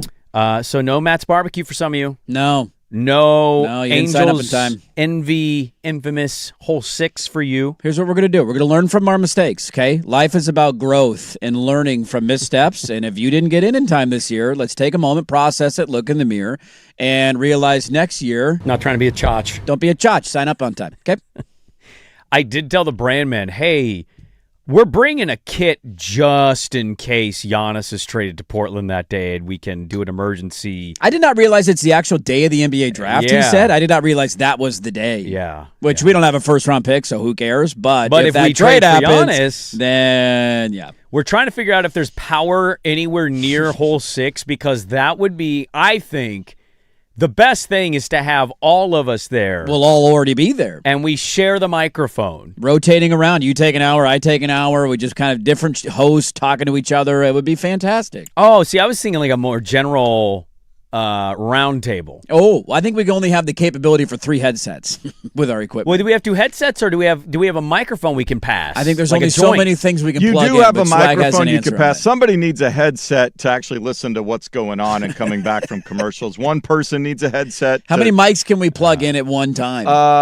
For sure 3. There might be a way to get 4. I can't remember. Well, we know Danny's going to take 1. So who are the other 2, huh? Who could it be? The hot takes on Giannis. We got a Rochambeau for the second and third mic. A special thank you to the sponsors for this year's tournament. Victor Rico's is back, so the burritos will be back as well. I'm excited about that. I'm going to grab 3 of them. Matt's Barbecue will be feeding us post-round. And thank you to Vulcan Design and Construction, Henderson and Daughter Windows and Doors, George McCoy at Warren Allen Attorneys at Law, Battery Exchange, Maestro Dobel Tequila, Laura Horse Market, Steakhouse and Butcher Shop, Philbrook Law, 1-800-DIVORCE, Roto-Rooter, Ely Galmez, Cal, Pub Beer, Cheap Fun, Apex Golf Club, and Window Nation.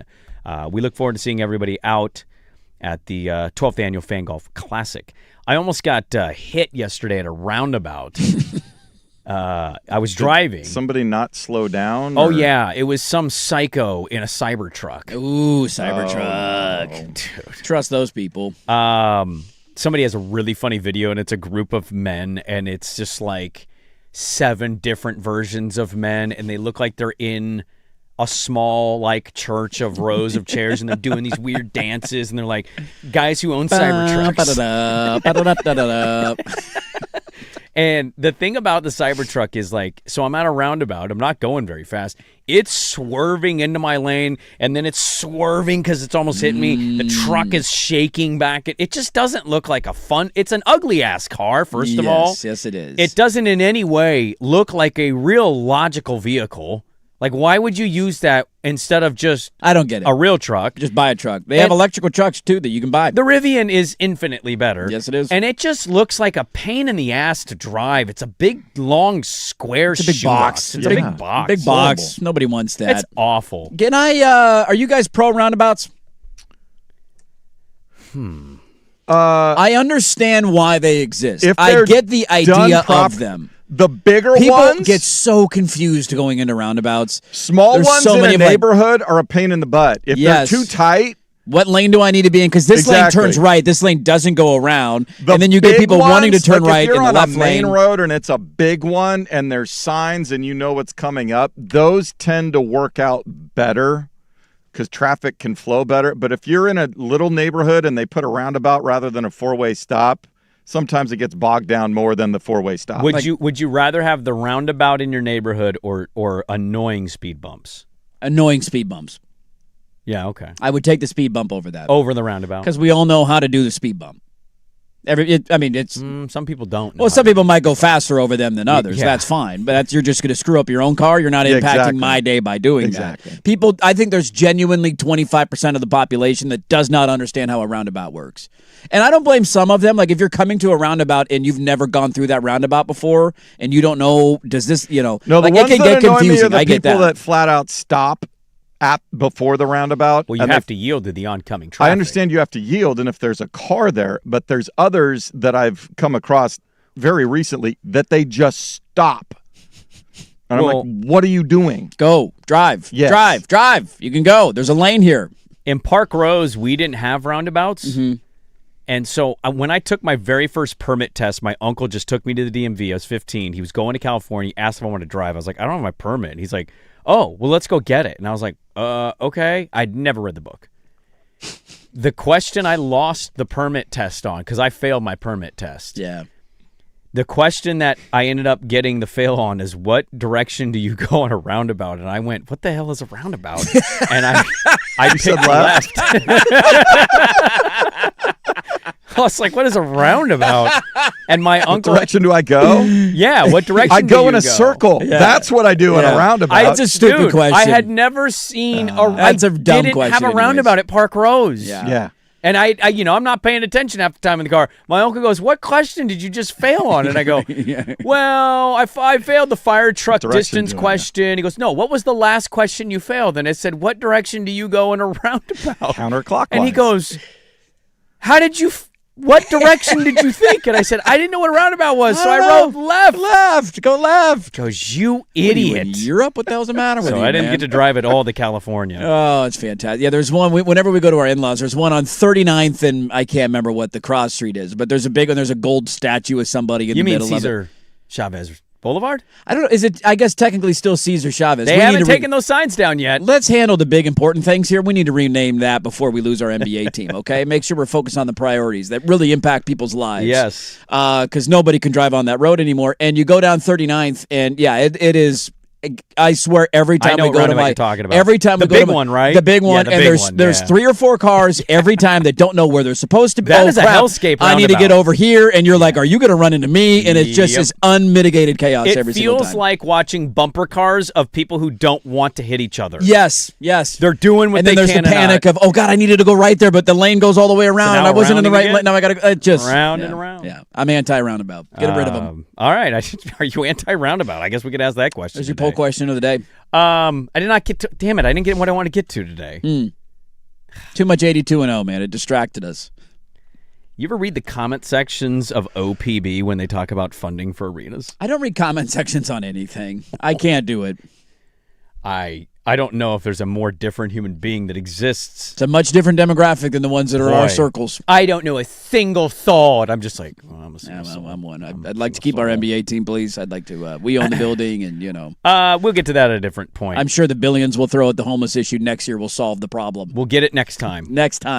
Now's the time we come up with the solution. Let's talk with Colin Wilson. Oregon's going to Austin, Texas. Super Regionals. They kick off tonight, or is it tomorrow for Oregon? Tomorrow night. Tomorrow and Sunday, both on ESPN. There you go. Well, or ESPN News. Are we not? Are we the home of the Ducks? Are we not? 9:10 ESPN. Oh, there you go. That's what we were looking for. Go. Yeah, Colin Wilson, Action Network, hour number 3, joins us on The Fan. It's time for Who's Stinking It Up. Woo! Do not go in there. A sports lowlight, ripped from the headlines. We couldn't do diddly poo. Brought to you by Three Mountains Home Services. Schedule your appointment online at threemountainshomservices.com. Padres team has their head somewhere else, and it's not on the field. I know that. There's Ricky Bottalico, Phillies postgame analyst, taking shots at the Pods. The Phillies swept the Padres yesterday. Padres have dropped 5 games in a row, and 9 of the past 10 have scored the fewest runs and have the lowest batting average in the majors this season. They were off to a great start, man. For a moment, looked like one of the best teams in the National League. In the last couple of weeks, it has not gone according to plan for them. A very unique organization that spent a lot and hasn't been able to get to a World Series. Who's stinking it up? The San Diego Padres, brought to you by Three Mountains Home Services. That slow drain you've been meaning to deal with, call Call 3 Mountains Home Services today. They'll clear your stubborn drain with an accessible cleanout for only $59. Plus, at the same time, provide a free estimate for a mainline replacement. Easy to schedule an appointment online. 3mountainshomeservices.com.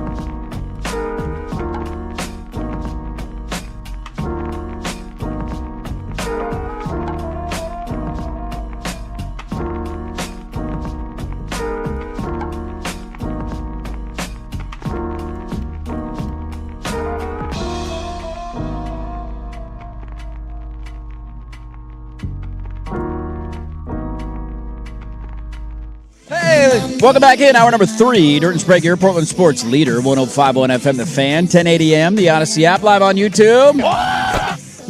Hope your Fridays are off to a great start. It's a big day for me. I got to go to a concert after the show. It's the final Red Yarn show of the summer. I got to turn and burn to get over there in time. And then I'm going to a 5th grade graduation. It's a busy little Friday in the Johnson household. Yeah, it's graduation weekend in our house as Congratulations well. to all those graduating out there. Very excited to go support. Yep. I had he's like my nephew kind of, right? Like he's my in-law. He's my brother-in-law's brother's kid. I've known him forever. Sure. I saw him yesterday. I go, you excited? Well, what are we talking about? Graduation? Are we talking high school? Ooh, it's a big deal. It's like, gotta shake his hand. I go, whose hand? Shake whose? He's principal. I was like, okay. And he goes, I hate that guy. Kick him in the nuts. Go viral. Somebody will film it. It'd be great. Don't kick him in the nuts. It's going to be a crazy weekend because Saturday is graduation day and then Sunday is the grad party. So it's a whole weekend of festivities. Everybody's tied up in it, man. You know what else is going on this weekend? Some of us are in super regionals around here. I don't know if you guys have ever been to that before. Well, we've won 3 national championships. I don't think you probably got to buy all the way to Omaha. Arkansas probably has never been there before. Oregon, though, we live and breathe super regionals year in and year out. That's about it. We said, it's going to be a fun final weekend for us. At Colin1 on Twitter. Colin Wilson is our guest now. A good friend, Action Network. He has got, you can go find it on his Twitter account, the Super Regional Projections. It's his Super Regional cheat sheet. Colin, good morning to you. I do want to talk some college baseball with you because I'm very excited for the weekend. Let's start though with a hard-hitting question. Is Colin Wilson pro or anti-roundabouts? Well, first off, I'd like to appreciate you guys getting my blood pressure up by mentioning all the College World Series titles up there because as a Razorback fan that was actually in the stadium in 2018, it still tastes really bad in my mouth. So I live in Northwest Arkansas, and believe it or not, they've adopted roundabouts everywhere. There's got to be 20 of them around here, and I'm sorry, not to bag on my home here, these people in this state can't figure this roundabout crap out. I mean, they just cannot get it. Now, I mean, I've traveled all over the world. The worst place for roundabouts where I'll say no is the UK because you have to drive on the left side of the road. You're sitting on the right side of the car, and the roundabout goes exactly the opposite. It goes clockwise instead of counter. Yeah, so everywhere but the UK. It's a Big Ben Parliament moment from European Vacation. Hey, kids, Big Ben in Parliament. They just keep going around and around in a circle. Yeah, too many people just don't understand how to do them. I don't know how we got on the debate, but that was our last segment. Well, because I almost died yesterday. Yeah, that's right. That's what it was. Yeah, somebody almost Cybertruck was just going. He swerved into my lane with his Cybertruck, and he had to swerve out of it at a roundabout. And I'm like, dude, what are you doing? This isn't that complicated. Just put a speed bump in. We'll be okay. Well, Oregon is going to a super regional call. It's big news for us. It doesn't happen very often. I think the 4th one in program history. They've never been past that point. I'm just curious what you make of them, and as somebody who watches very little college baseball, I know that Texas is good. I know they're historically good. What do I need to know about the Longhorns going into this weekend's matchup? They match Oregon stats number for number and everything offensively and mostly everything from a pitching perspective, except they're a little bit better in the pitching department. And that's going to be the big problem. The bullpen from the 2 starters of Luke Harrison and then their big one, Dylan Volantis. That's the issue, is that they have FIP and XFIP and ERA numbers that are just a little bit lower and a little bit better than Oregon. And really what this comes down to is Oregon's got to win the Cal Scolari game, the first one that he comes out in. Now, I don't know if Texas is going to throw Luke Harrison or if they're going to throw their ace, Dylan Volantis. But whoever they throw, Oregon has to win the very first game out of the gate, or they're going to have some problems, some real problems with this bullpen. And then the second starter that comes out of there, you see Texas minus 220. And really, I'm just kind of wondering, like, which pitcher, because if they throw Luke Harrison, Texas throws Luke Harrison, the game should be minus 160. And if they throw Dylan Volantis, it should be Texas minus 350. So it's almost like odds makers split the difference because they don't know who's going to start. So Cal Scolari's got to win this first game for the Ducks, or it's going to be a quick weekend. I want to ask you about the Ducks, but I do also want to ask, like, the carnage we saw in the regional, the top 2 seeds falling. And I know there's been other years where it's been pretty remarkable, but for me as somebody that's, I've been following since Oregon State kind of jumped into the fray a few years back, and I know you follow this stuff and you cover it really well, just where that ranked of craziest regionals you've seen in the college baseball postseason of that many teams in the top 10 falling and some of the teams that have advanced out of those regionals? Well, I think the flip side, not only is it a little bit crazy about what's happened, and me trying to remember back to if we've ever had a crazy weekend, what I can recollect is that the number of 4 seeds that are winning regionals year after year is growing exponentially. Like, there was a time when a 4 seed couldn't even dream about winning a regional, much less winning a super regional. Last year, we've got Murray State hanging around, catching a win in Omaha, giving UCLA some problems, like covering run lines in Omaha. This is a thing where these 4 seeds, these St. John's of the world, the Little Rocks, they're just not scared. And the Little Rock coaches come out and said before, like, listen, we have a bunch of guys of Power 4 arms that just couldn't get any playing time. Like, their coaches slotted them on Tuesday, Wednesday games. We went out and said, hey, you'll be a Friday night, Saturday night starter. And I think this is just a big thing. Is like, there's 2 things going on in college baseball that people need to realize. One, the Sun Belt's getting a lot better because there's a lot of funds being dumped into NIL and into their facilities and things of whatnot. And 2, the transfer portal has evened the field out.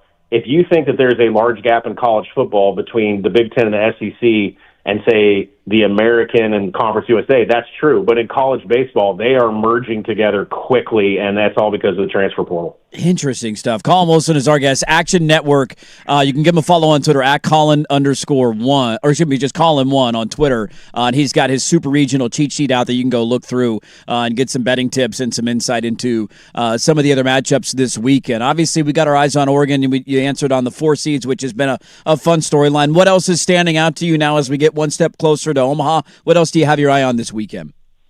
So I think the winner of Mississippi State, Georgia, is the team that it should be odds-on favorite to win the whole thing. It's easy to say that they're both pretty high up on the board, but Mississippi State is getting healthy in their rotation. Ryan McPherson was their ace, their Friday night starter. He came back about 2-3 weeks ago. He was on a pitch count. Now it's starting to get extended a little bit. He looks fantastic, and he's now their 3rd starter. You're going to see Tomas Valencias go for them against Georgia.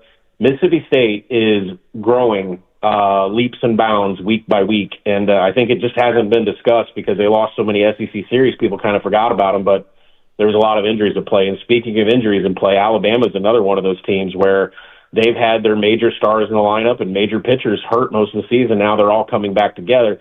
The problem with Alabama is that they give up too many hits and they don't play great defense. So I'm not going to go out and advocate that Alabama can win anything, because when your fielding percentage is like 250th in Division I and you're giving up a lot of contact, at some point you're going to get knocked out. That's just not sustainable to advance. But, I think from an injury standpoint, Mississippi State is the team that is just as good as everybody else in this field and can absolutely win this whole thing. So don't sleep on Cowbell if they happen to make it through Georgia. It wouldn't be a Colin Wilson interview segment if we didn't bring up college football, so I know we will be getting to that. But you mentioned the pitching for Texas. What does Oregon have that you like about their chances maybe to pull off the upset this weekend? Oh, boy. I'm looking at their stat sheets right now, and I'm trying to find an advantage where Oregon has over Texas. Oregon's 164th in taking walks. That's not good. Texas is top 10 in taking walks. So I'm nothing. Trying to find it's okay to say there. nothing, Colin. It's okay. Well, I'll say this. Oregon is top 5 in the country in hits allowed per 9. So their staff is really good at avoiding contact and really good at not letting the ball get into play.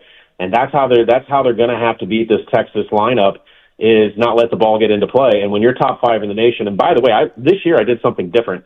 Have you guys noticed during March Madness, like, people were throwing together it was like a stew of analytics where it's like, if your offensive rebounding is this and your this is this and this is this, then right, you can make the Final Four. Well, I did this for college baseball, and I found out that, like, strikeout to walk ratio, strikeout per 9 ratio, hits allowed per 9, these are all traits of teams that make it to the championship round going back 15 years. And one of those is hits allowed per 9, and Oregon is 4th in the country. So if they've got something to stand on, they can keep the Texas bats from putting the ball in play, and that's how they beat them. Interesting. I'm curious to ask you, when you look at, college baseball at times can be a rough product to watch if you get guys who can't throw strikes out of the bullpen, right? Like, Oregon won their regional game against Oregon. Oregon State just essentially walked like 10 straight guys, and they scored 3 runs. It was like, okay, I guess we got the lead now. So that can happen from time to time. One of the things that I love most about the sport, though, that I think it makes it most appealing, is the amount of S-talk in college baseball is inspiring, and I love it. And the pitchers who are like just doing crotch chops and flipping people off, the batters who are pimping home runs. What do you make of these umpires who are saying, let me be the star of the show? There was a kid in the Georgia regional who got tossed, who hit that bomb, and give him like a 2-1 lead or whatever it was, kind of making themselves the central character, because I tend to think that the personality and the flair of college baseball is what makes it as entertaining as it possibly could be. Well, it's the fans too, right? Yes. Like, I mean, Texas fans are famous for drinking beer out of their shoes during the middle of games, right? I mean, it's everything. As far as, I mean, these are still college kids, even though they're paid. I mean, they're still college kids, and they're going to do things that you might only see out of the Dominican Republic team, out of the World Baseball Classic. You know, like you don't see that in Major League Baseball. You don't see a lot of partying. You don't see a lot of showing up pitchers. As far as the umpires go, like, I think they know their time is limited. The SEC tournament, for those who don't know, the SEC tournament actually used the AB system for balls and strikes, what MLB is doing. And, you know, a lot of the SEC coaches came out and said, if they're doing it as a trial run of the SEC tournament, that means all of college baseball is going to have this next year. So, you know, umpires are being minimized, and I think they know it. And, you know, it's not I don't know how I feel about the AB system. I think it's great that a true ball is called a ball and a true strike is called a strike. But to see dugouts just come unglued and call for challenges and challenge umpires, like, you only get one or two challenges. You don't want to make these umpires mad. So it's the theatrics of college sports will never end. That is the one ingredient that has been around generations before I ever hit this earth, is that college sports, there's way more passion.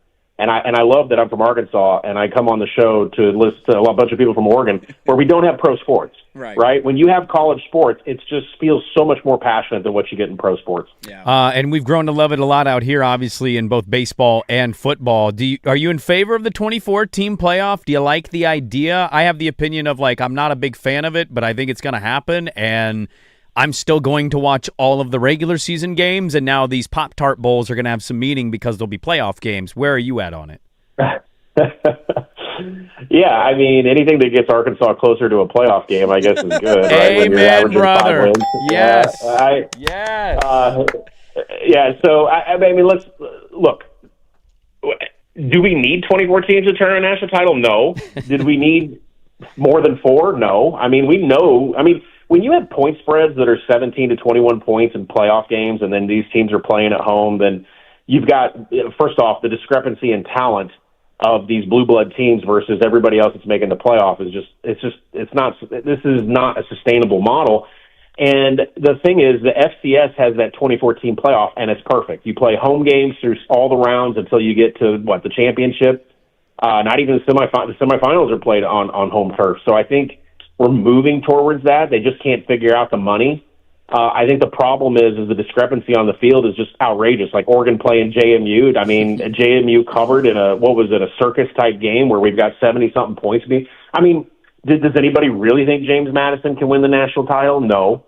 I mean, and what's Oregon risking? Like chances of getting hurt for the next round? Like I just the discrepancy in talent is so large. I'm not in favor from the fact that we don't need 24 teams to figure out a national title, but at the same time, the FCS model works perfectly. So I'm kind of back and forth on it, but we don't need more than 4 teams to figure out who's best in the country. I tend to agree with you there. I'm curious, as you look ahead to college football, you know, our minds are always there, and you're always looking at stuff and lines and over-unders. Is anything that's piquing your interest this time of year when you're looking at, I think we even have some week 0 and week 1 lines out on games. We talked about those on the show last week, and they came out looking at certain matchups and what the point spread might be. It's always hard early in the year. Anything piquing your interest from a college football aspect right now? Well, I've already made a couple of large bets on Alabama under 8.5 and Alabama under 9. I think under 9. I know that's pretty. There's not a lot. That's not a favorable opinion. I would tell you that a lot of people are just like, "Are you crazy? When's the last time Alabama only won 8 games?" And my retort to that is, they don't have a quarterback. They lost almost all of their defense. They have no running back. They have no running game whatsoever. If you can't establish the run and you're letting Keelan Russell get back there and he's never thrown a pass. I don't understand how Alabama is in trouble. The schedule is crazy. Yeah. Their NIL is lower than everybody else in the well, not lower than Arkansas, but almost as low as everybody else in the top half of the SEC. So Alabama under was one of the first things that I hit out of the gate when they started posting up. I think the other thing too, which is more specific to, I did a little research on the Big Ten, because I knew I was coming on and talk with you guys about it, but this layer at the top is just insane. And I think Oregon fans should go into this season feeling like they kind of got screwed. And I'll tell you why. Like, I've got Ohio State, Indiana, Penn State, and Oregon all finishing within 0.2 wins of each other from a conference perspective, right? I've got them between 8.2 and 8 wins in the conference.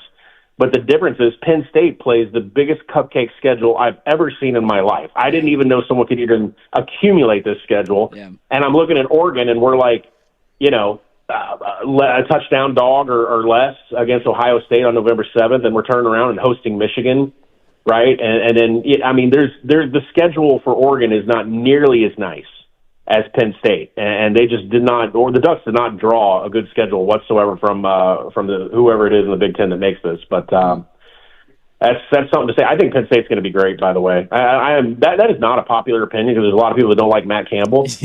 But think about it logistically. Or think about it like, what is the offense he likes to run? 12 and 13 personnel. He has always had multiple 6'7", 280-pound tight ends just blowing people away at the line of scrimmage and catching balls over the middle. Now he's going to a university that recruits the best tight ends in the nation. You give Matt Campbell the weapons that Penn State's been able to bring in at tight end, and you give him this soft schedule. I mean, I think Penn State's a real contender only because they don't play anybody this year. Yeah. We love to get you on around this time of the year. 1, because you help us with college baseball. 2, we get to talk all of this college football. And 3, you're a band and solstice guy. I'm curious, are we doing the summer solstice banding round this year? In 3 weeks. Yeah, I've got it set up. I'm actually going to hit shorties for the first time. I'm getting up to the age. Like, I don't want to disclose my age, but I thought it was really cool that I could walk 36 holes in a day, do a little Pacific Dunes, do a little Bandon Dunes, take the trolley in between, then go have some steak dinner. And I'm just getting up to the age where it's like 36 holes with the slope ratings that Pacific has and all that. Like, I'm kind of like begging to go to Sheep, because Sheep Ranch is just so easy and flat. Like, much flatter. It's wide open. Yeah. You can miss fairways all day and not suffer. So, yeah, Bandon is my favorite place in the world. All right. I love it, man. That's going to be awesome. I'm 39. Dirt, how old are you? 37. Okay, Swag is 63 years old. 74, some Come on, people Colin. say. This is the trust tree. And you guys have played there. These caddies are like, they're older than I am, and they're out there with their salts and their creams and they're like, they're carrying bags for 15 hours a day, and I'm complaining. So I have nothing to talk about. Well, how many pairs of socks, how many pairs of shoes are we taking? Always 2 pairs of shoes, always at least 2 pairs of socks per day. Yeah. And then, you got to lighten up your bag or else they'll make you take things out of it. So don't bring too many balls. Yeah. But, really the key to all of it is stay hydrated. Don't have your beers and your mixed drinks till afterwards. And then breakfast. Do not have a large breakfast because somewhere around hole 7, you're going to need to take a break somewhere in the bushes. Well, and we may have asked you this before. What is your best round during the solstice playing that you've ever had? Oh, my gosh. I shot, I think, one of the best of my life, about an 83 on trails during the solstice. And trails is, and I think the thing is, for everybody out there listening, when you think of Bandon Dunes, you think of like coastal golf, like, right, I'm up against the wind, Pacific, Band and all that. But trails is so much like Arkansas because it's tree lined and I don't have to worry about the wind as much. It's more of target golf, it sits within the tree line, and that is so much closer to home. And is by far my best course out there. Talk about hills, though. Trails has got some serious It can get hilly, man. It's such a fun change of pace, dude. We're going to live vicariously through you. Exciting times ahead. Starting with Super Regionals, go give him a follow on Twitter, @Colin1, Action Network, and he's got his Super Regional cheat sheet that you can go find on his Twitter account. Just sent it out again about an hour ago if you want a little preview of all the action this weekend. Colin, man, we always appreciate the time. Love the hot takes in college football. Best of luck in the bets this weekend, and have fun out at Bandon, man. We appreciate it. Yeah, thanks for having me, guys. Talk to you soon. There you go. Colin Wilson of the Action Network. That bastard. Bandon Solstice. He does it every year. It's high on the list of things I'd love to try. I don't know if I can make it 4 rounds in a day. I'd probably keel over, but I'd love to see how far I can make it before the wheels fall off. I think I would do it. My foot would be hurting and I'd be exhausted by that last hole, but the $100 reward at the end, because if you get through all 4 rounds, you get $100. Yep. There's a whole Reddit page dedicated to this specifically. It's one of the biggest events in American golf. One guy says he spent $1,650. It's the whole trip. $1,650. Yes. 2 nights. All food and drink included. The rounds of golf. That's how much it costs. And you get through it, they give you $100. There you go. Pretty damn cool, man. I want to react to. We will talk about the Super Regionals because Oregon's playing this weekend. Very excited about that. It doesn't really sound like they are. Does not sound great, no. But hey, you know what we like to say? Nobody's giving us a chance. How can I catch that game? I don't think it's on the radio anywhere. Is it on the radio anywhere? ESPNU. That's right. ESPN. No. ESPN News. ESPN News. Right? No, I think it's on 910 ESPN Portland. That's right. That's it. That's right. We're the home of the Ducks. We are the home. Did you know that? We're the home of the Ducks. Totally forgot that. 910 ESPN Portland. Totally forgot. We will talk about that. We need to talk about his hot takes first, though. Let's cook with them. Under 9? Next on The Fan.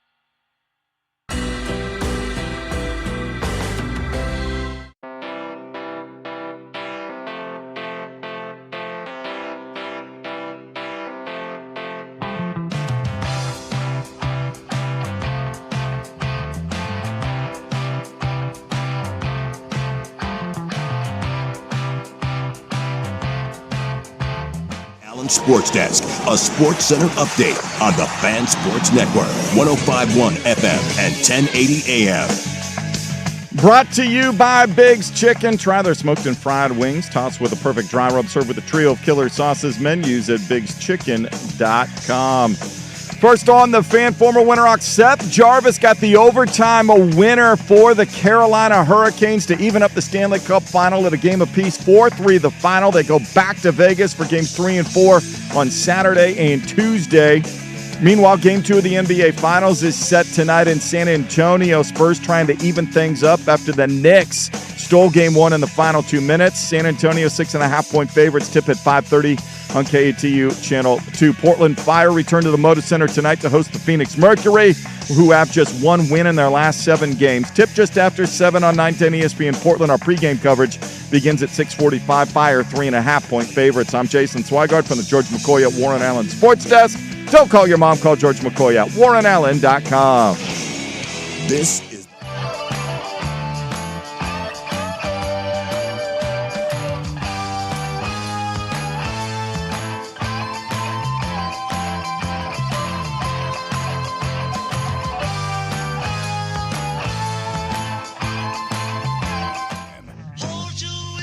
All right, welcome back in. We'll get to a quarterback's comments about his future with a franchise coming up at the top of the hour.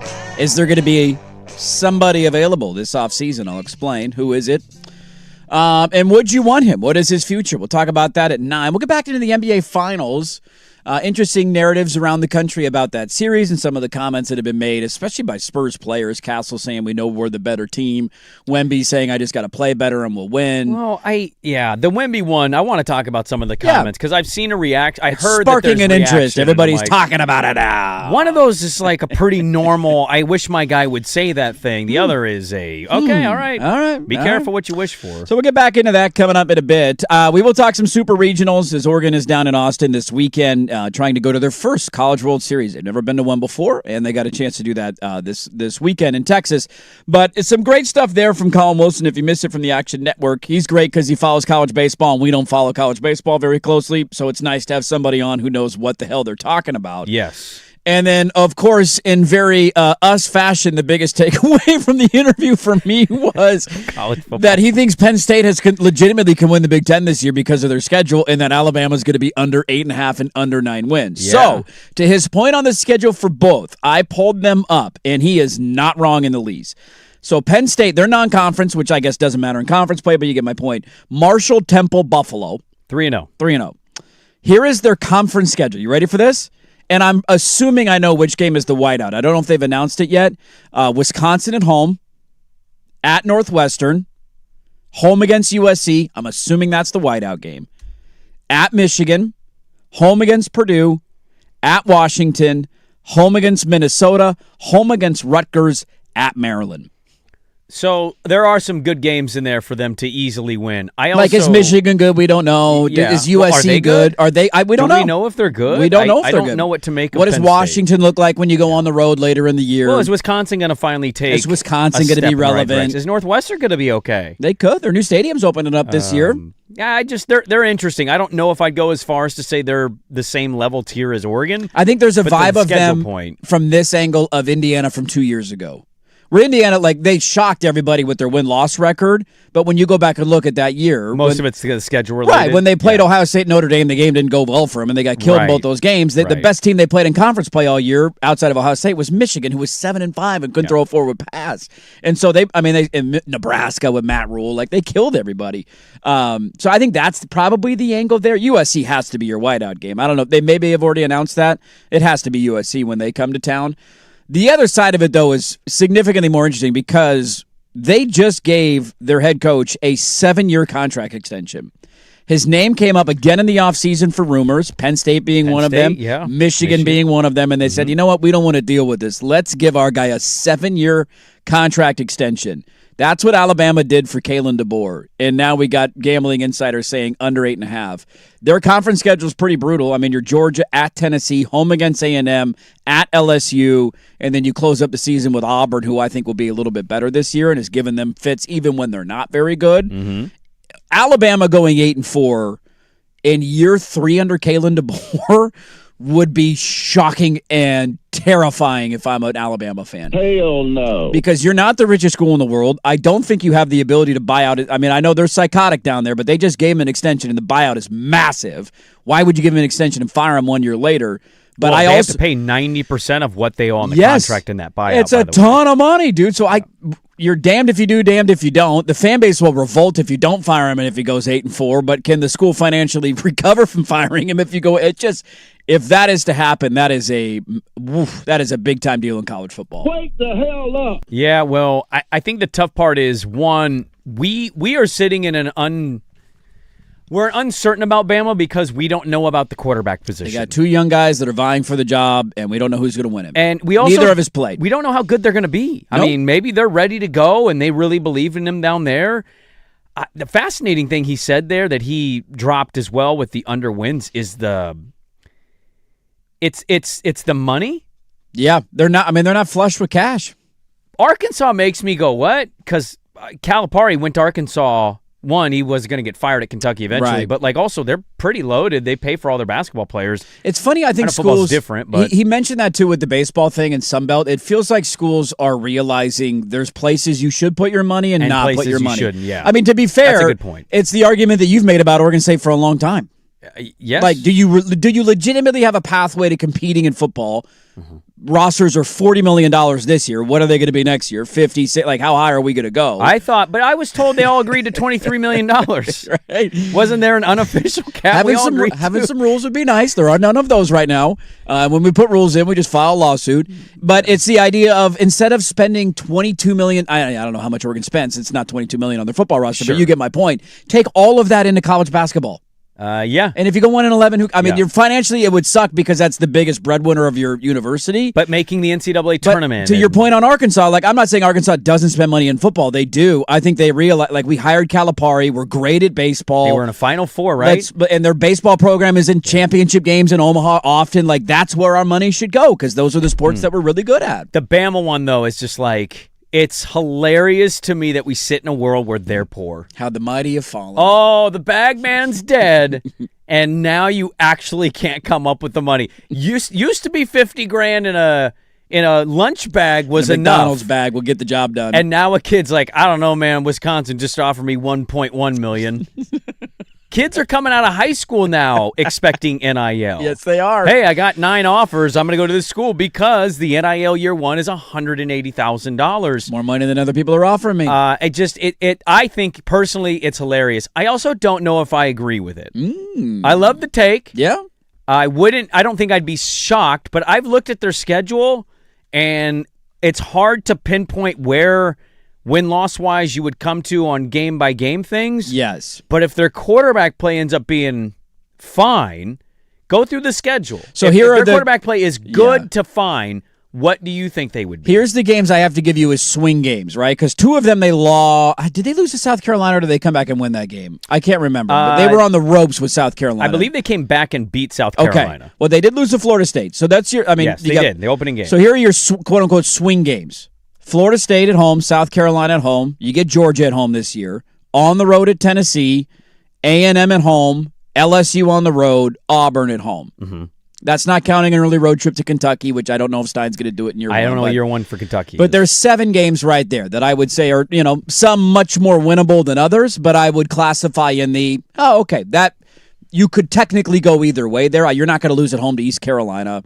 You're not going to lose to Chattanooga. Their South Carolina game, by the way, was 2 years ago. Didn't they have a dogfight game with South Carolina last year? I'm trying to bring it up. I swear that they came and somebody made a big play late. Because South Carolina had one of those heartbreaking years last year. Did you ever click the Google one they give you, the drop down? Oh, it's Seymour? The worst. I actually have their schedule right here, so I'll pull it up. They beat South Carolina 29-22. Yes, and they outscored them 15-7 in the fourth quarter. Well, the year before that, they almost lost to him at home. Almost lost to him at home. They almost knocked him off. So of those 7 games, again, like who the hell knows how good these teams are? Do you think they go 4-3 in those 7 games? Because if you do, you're 9-3 and you hit the over. Mm-hmm. If you go 3-4 in those 7 games, you hit the under, and that's where the bet hits. Yeah. And that's obviously saying, do you lose? Do you drop another one that we're not circling right now? Because as of this point last year, nobody would have said you're in trouble against 1-11 Florida State. Mm-hmm. And then Florida State knocked them out for the opening weekend of the season. Well, but when they lost that game to Florida State, and remember, Florida State was playing Castellanos. Yes, the Boston College transfer. We were all like, hey, Florida State. Florida State's lighting it up. They're back. Here we go. And no, they're not back. They fell flat on their face after that. No poo was eaten. The Wisconsin game, the Georgia game was one of those, like, it was a rivalry. They got up for it. They got out early. We know Kalen DeBoer's track record in games like that. He's very good. Vanderbilt, they were struggling in that game for a while, and then they pulled away. The Missouri game, I thought they controlled, but they only ended up winning it by the field goal. Yeah, Missouri had the ball with a chance to tie or take the lead, I think, on the last possession. And then they lost again to Oklahoma. That one was at home and largely because of a pick six. So, I don't know where I'm at on them. I really like him. I think he is one of the better minds in the sport. Yeah. I also will acknowledge he has a real untrustworthy vibe to him. In games in the coaching aspect. Yes. I think he wants to be a lifer at Bama. If he doesn't want to go to the NFL and he wants to stay in college, I think he is also a Dan Lanning because it's a la freaking Bama. But I just don't know what that's going to – what are they going to do if he does go 8-4 this year? 8-4, the sky's falling in Alabama. But 90% of the contract will be owed. I actually thought Greg Byrne – You can't fire him. You can't Greg financially. Byrne basically – I think it was Greg Byrne. It was either him or somebody else with another questionable – they basically were like – yeah, we're not going to panic here. We're going to allow this person to truly build the culture, establish all of it. Probably tired of his name coming up in openings every offseason still. Like, hey, we're Alabama. Enough of this nonsense. To Colin Wilson's point, maybe that's more the crying poor thing. We don't really have the money to buy this out. Yeah. So give him the 7-year deal. Let's not overreact. Just because this guy's going on Feinbaum. The honeymoon's over. That don't piss you off, dude. Like, we just won't listen to the show that day. That's all you got to do. Not listen this day. We ain't dead at all. But the reaction. God, it's the reaction to Alabama losses. We can't trust your ass now.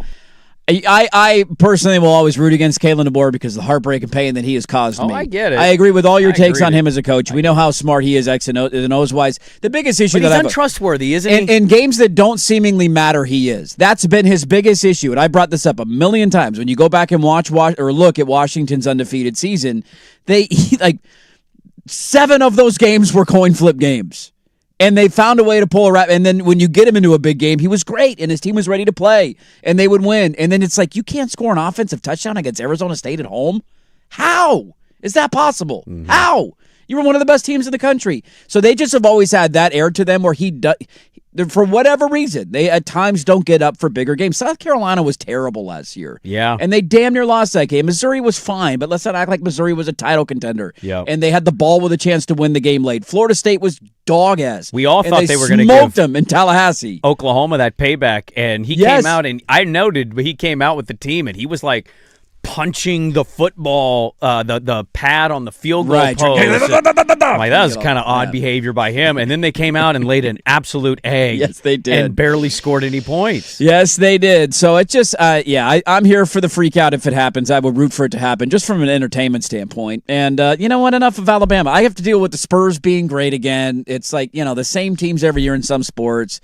Get Alabama taking a decade off from winning a title. I'm totally fine by that. But thanks to Colin Wilson for the hot takes on college football because it gives us a reason to talk about it. He's high on Penn State and down on Alabama this year for those wondering what they were. Let's get to just kind of a little bit of a weekend peekaboo. Some of the other things going on outside of the NBA Finals. We will dive back into the NBA Finals in the final hour of the show. And one quarterback might be on the move next off season. Would you want him? We'll explain that coming up top of the hour, but a little weekend peekaboo next on The Fan.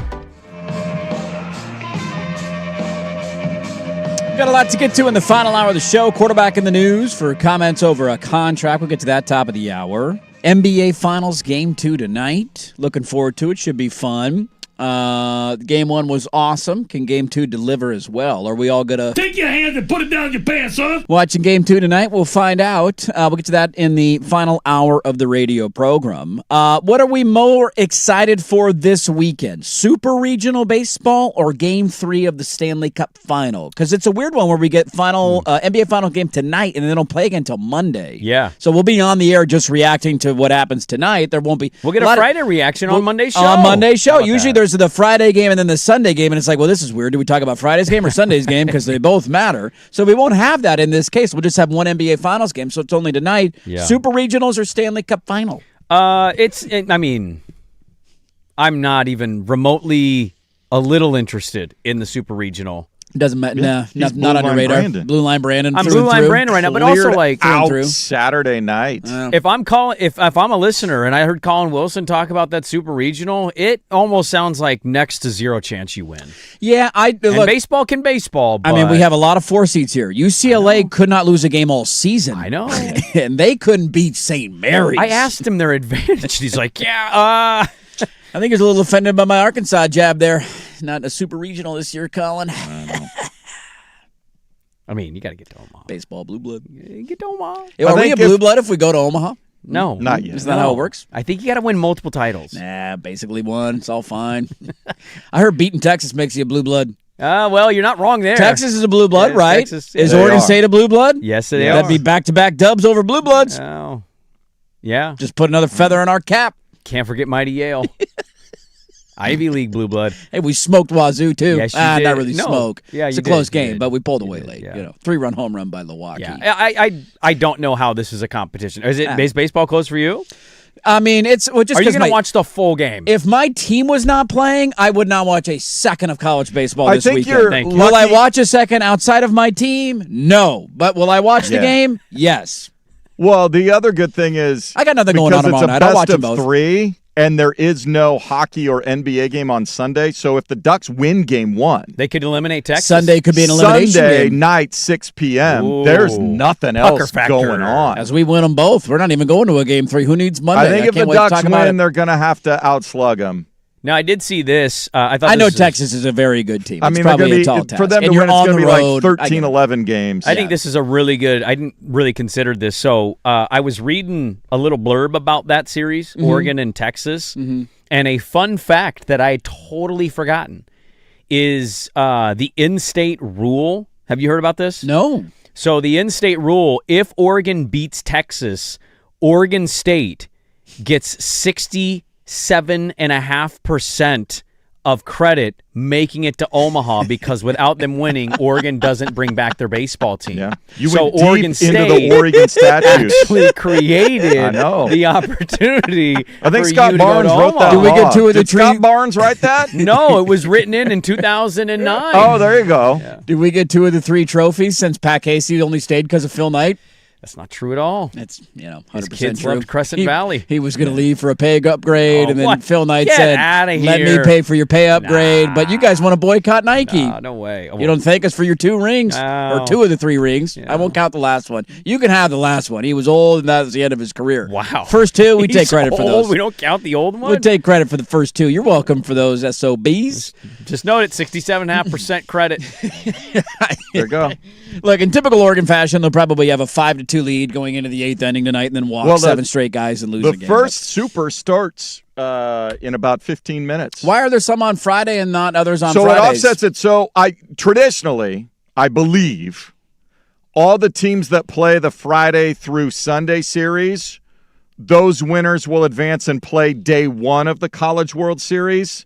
And the other series that go Saturday through potentially Monday, if they need it, they will play day 2 of the College World Series. So you don't have a situation where a team got 2 extra days of rest than another team in the same quad. That makes sense.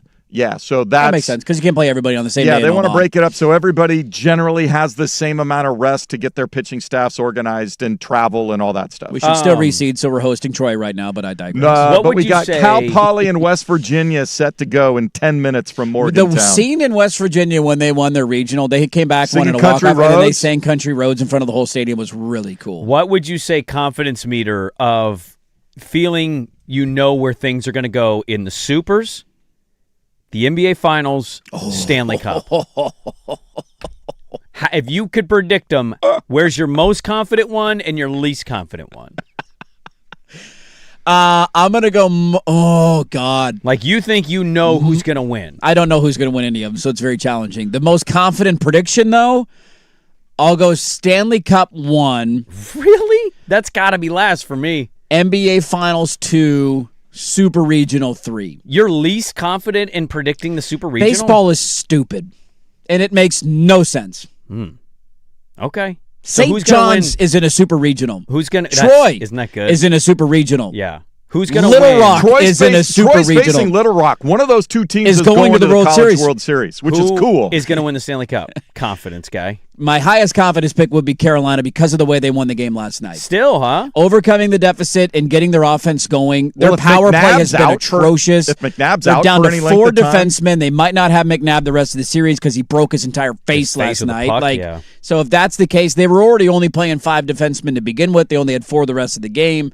I think that to me was such a massive momentum. You had a 2-goal lead with 9 minutes to go in the third period on the road, and you were that close to a 2-0 series lead, and Carolina came back and won it, and then won it in overtime. And the fact that the top line on the power play got the goal. Yes. Because that's been the thing that's been Their holding. power play's at like 12% in the playoffs. I know. They can't do anything. Their top line has been struggling with Ahos. How about the McDonough call on that, too, of saying they have a chance to totally redeem themselves? Here, I got it. Yeah, play that. Here's Svechnikov and Aho. These gentlemen would quiet all the critics wondering where they've been if they score the game winner in overtime. Goss to spare. They score! Seth Jarvis quiets the critics and ignites the crowd. To have a moment of foreshadowing like that, you just you're thanking your lucky stars there, saying, "Can they quiet the critics?" And then moments later, they scored the game-winning goal. Oh, I mean, he's perfectly timed by McDonough. He's one of the best in that sport. Yes, he is. He is. I would take him in all of them. Well, not that he's the bad in other sports, but like when he's on a hockey game, there's a little something. There's another level there. A little oomph to the voice. Little oomph. Okay, then who's going to win the finals? Confidence, man. Number 2 in my confidence meter, I'm sticking with the Knicks. I picked the Knicks. I'm going to stick with the Knicks. Actually, I think I took the Spurs, but now I'm taking the Knicks. So I flip-flop. Give me the Knicks. Knicks in 7. I can feel that confidence. Yep. And then in baseball? Well, I told you I have no confidence in any of these, but you asked me to rank the meter. I'm just giving you a hard time. Oregon. Oregon's going to win. Of course they're going to win. Okay. Texas sucks. All right. Can't name a single player. Well, let's not we can dive into the Oregon Duck roster. Milwaukee. Okay?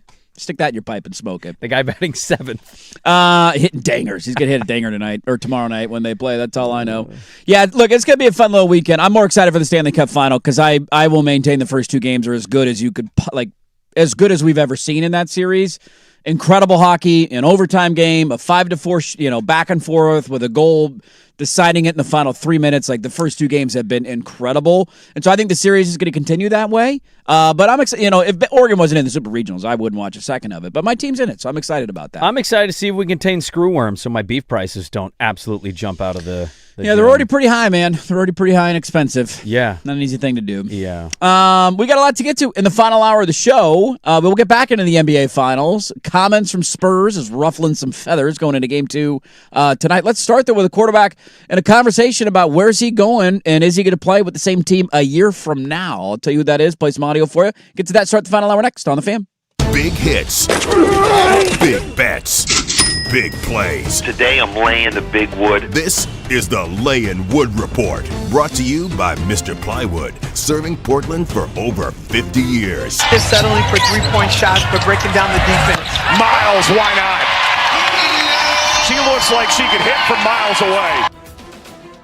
Yeah, Olivia Miles there from Minnesota set the rookie 3-ball record last night for the Lynx. That was Prime Video, and Minnesota beat the Valkyrie.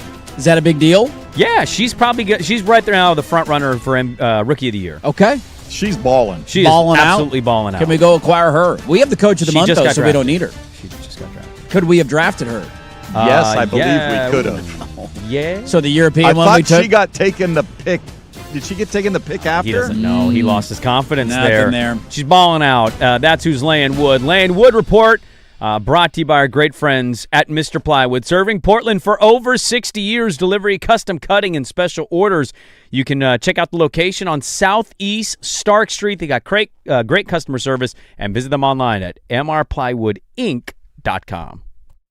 Hey, guys.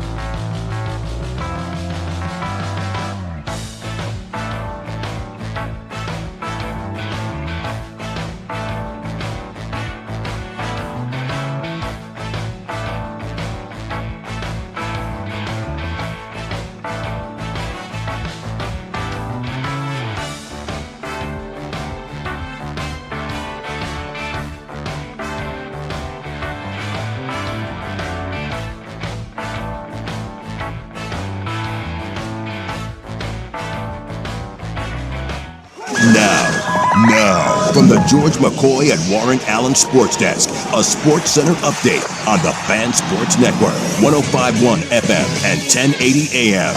First on the Fan, Spurs looking to bounce back after dropping Game 1 of the NBA Finals in the last 2 minutes to the Knicks. Set for a 5:30 tip in San Antonio tonight on KATU Channel 2. Spurs are 6.5-point favorites. Portland Fire back at Moda Center tonight. They take on the Phoenix Mercury, who've won just once in their last 7 games.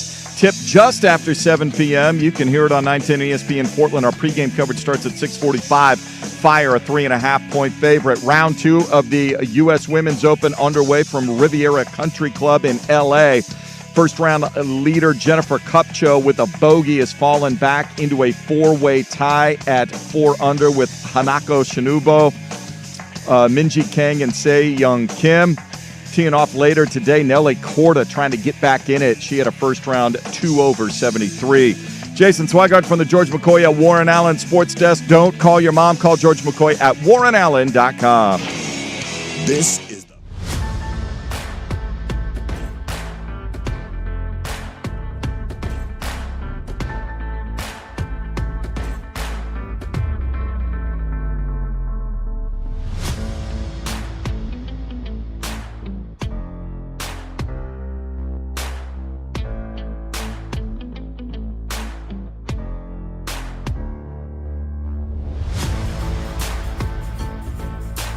Portland Sports leader, 105.1 FM, The Fan, 1080 AM, the Odyssey app, live on YouTube. Good morning, everybody. Happy Fridays are off to a great start. Wash your ass. Make sure you wash your ass today. It's a big graduation weekend for everybody. Make sure you're smelling good out there. Shout out the Hoggies. Hoggies, if you're graduating, we love you too. We got a lot to get to in the final hour of the radio program. A fan base turning on one character.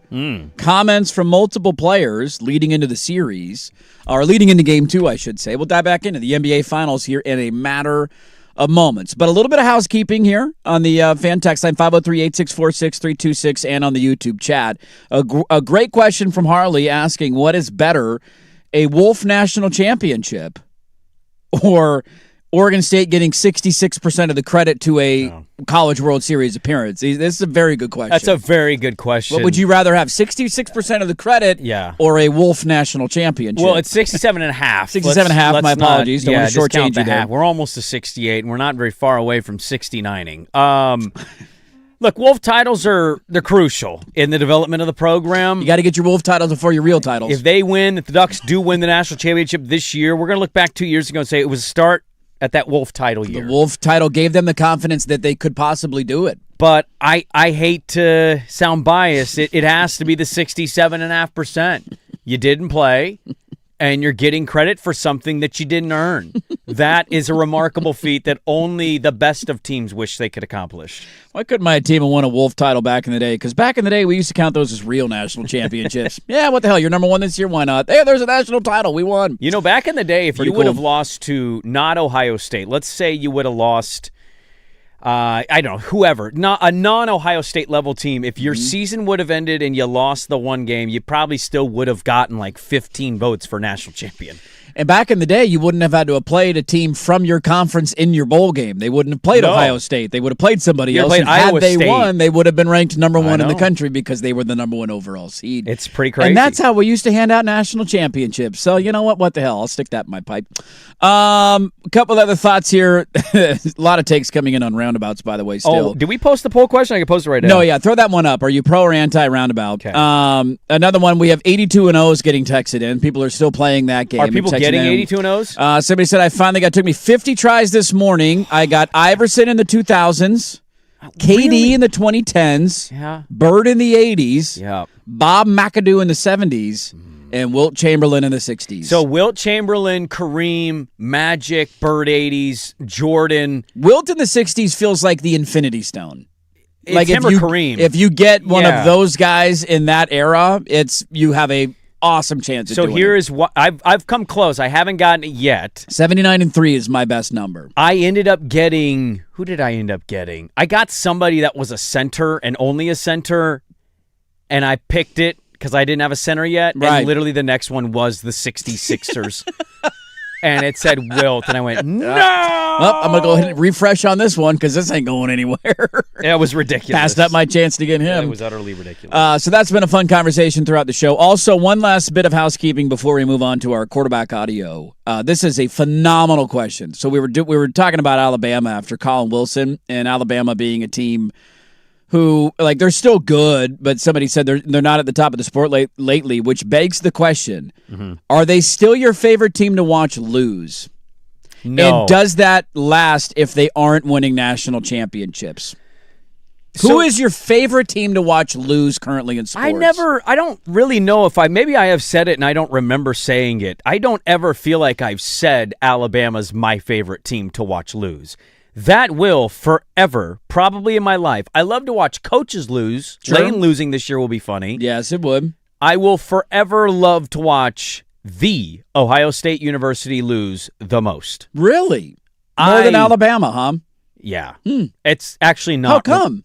I hate them. Okay. You didn't hate Alabama?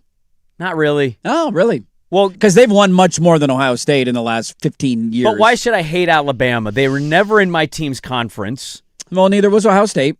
Yeah, but I never grew up with an allegiance opposite of Alabama. I liked Florida, but I didn't like Florida enough where I watched Oh, you're going Florida. to your Michigan fandom as a kid. I will never forgive David Boston, countless quarterbacks that sucked butt, Maurice Claret, the double overtime bull crap against who clearly was the better team, Miami. Right. All of it, dude. And then the sticker. Oh, he had 110. Let's give him a Buckeye sticker.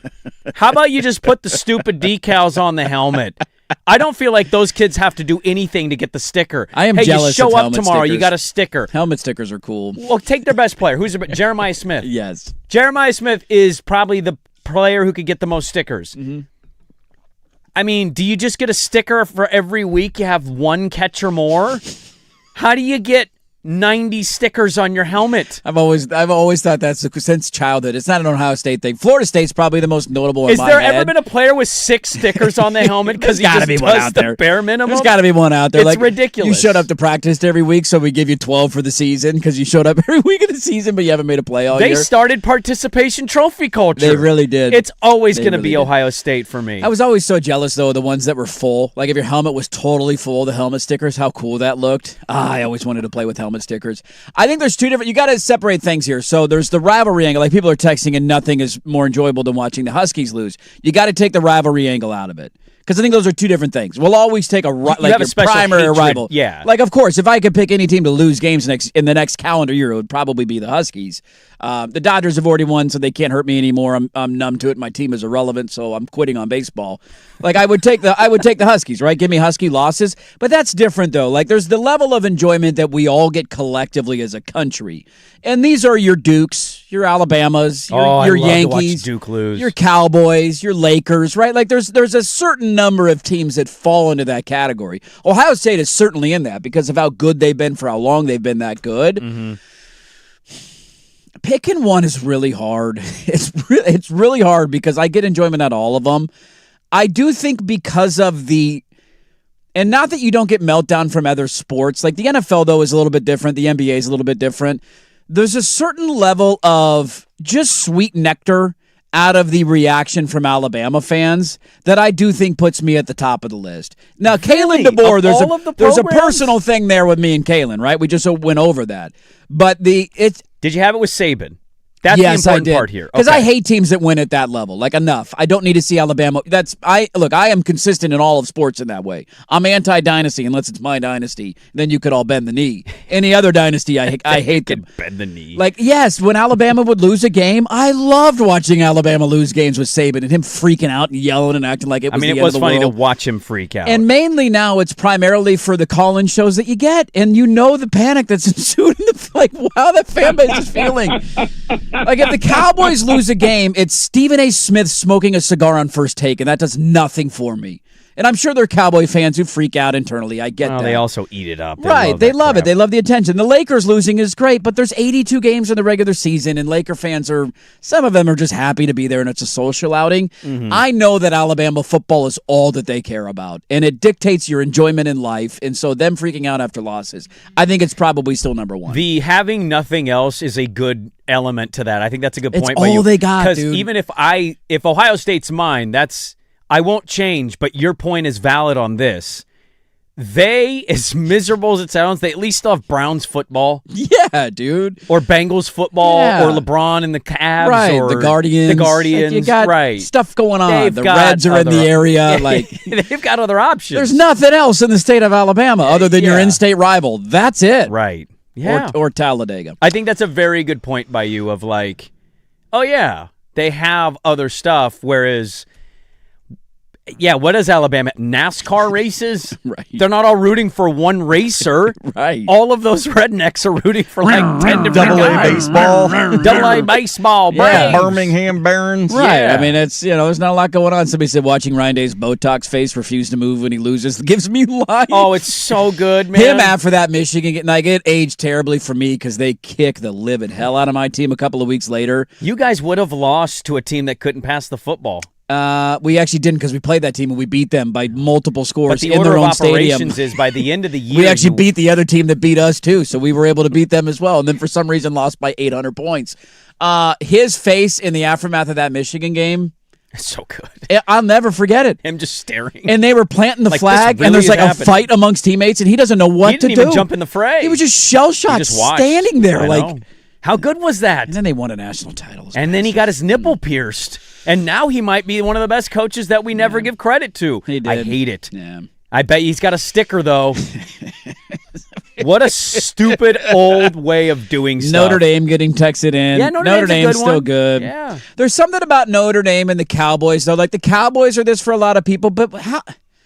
When was the last... I mean, I know that I can't say they're not relevant because they've been in the playoffs. My team beating him in the playoffs gave me Oh, absolutely. so much joy. Because it's a couple years rivalry and ago. you remember the history of it and all that. But like to me, there's something about a threat losing that I enjoy more. I don't view, and this year I'm out of it because I'm on the Cowboys. You've gambled the But Cowboys. the last handful of, like, I don't view the Cowboys as a threat. Like, nobody takes them seriously. Yeah. So Jerry Jones circumcising mosquitoes and probably illegally touching underage girls in an elevator. Like, that guy's a they're not a threat to my football fandom.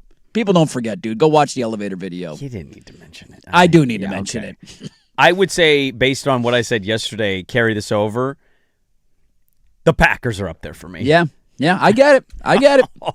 There's nothing better I like than watching some fan have a cheese grater in the stands. The cheese grater to the losing Packers team. The Packers are losing. When you can do it in the stadium to them after beating them is one of the coolest clapbacks ever. Oh, it's so good. Like, there's not many teams that have that ability. But it's a weird thing of, like, acknowledging how much I hate that team and love watching them lose, and also saying it is the number one bucket list football stadium I want to visit. Yeah.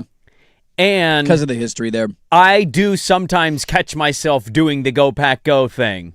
The music that they play. Bum, ba-da-dum. Go, Pack, go. I can't.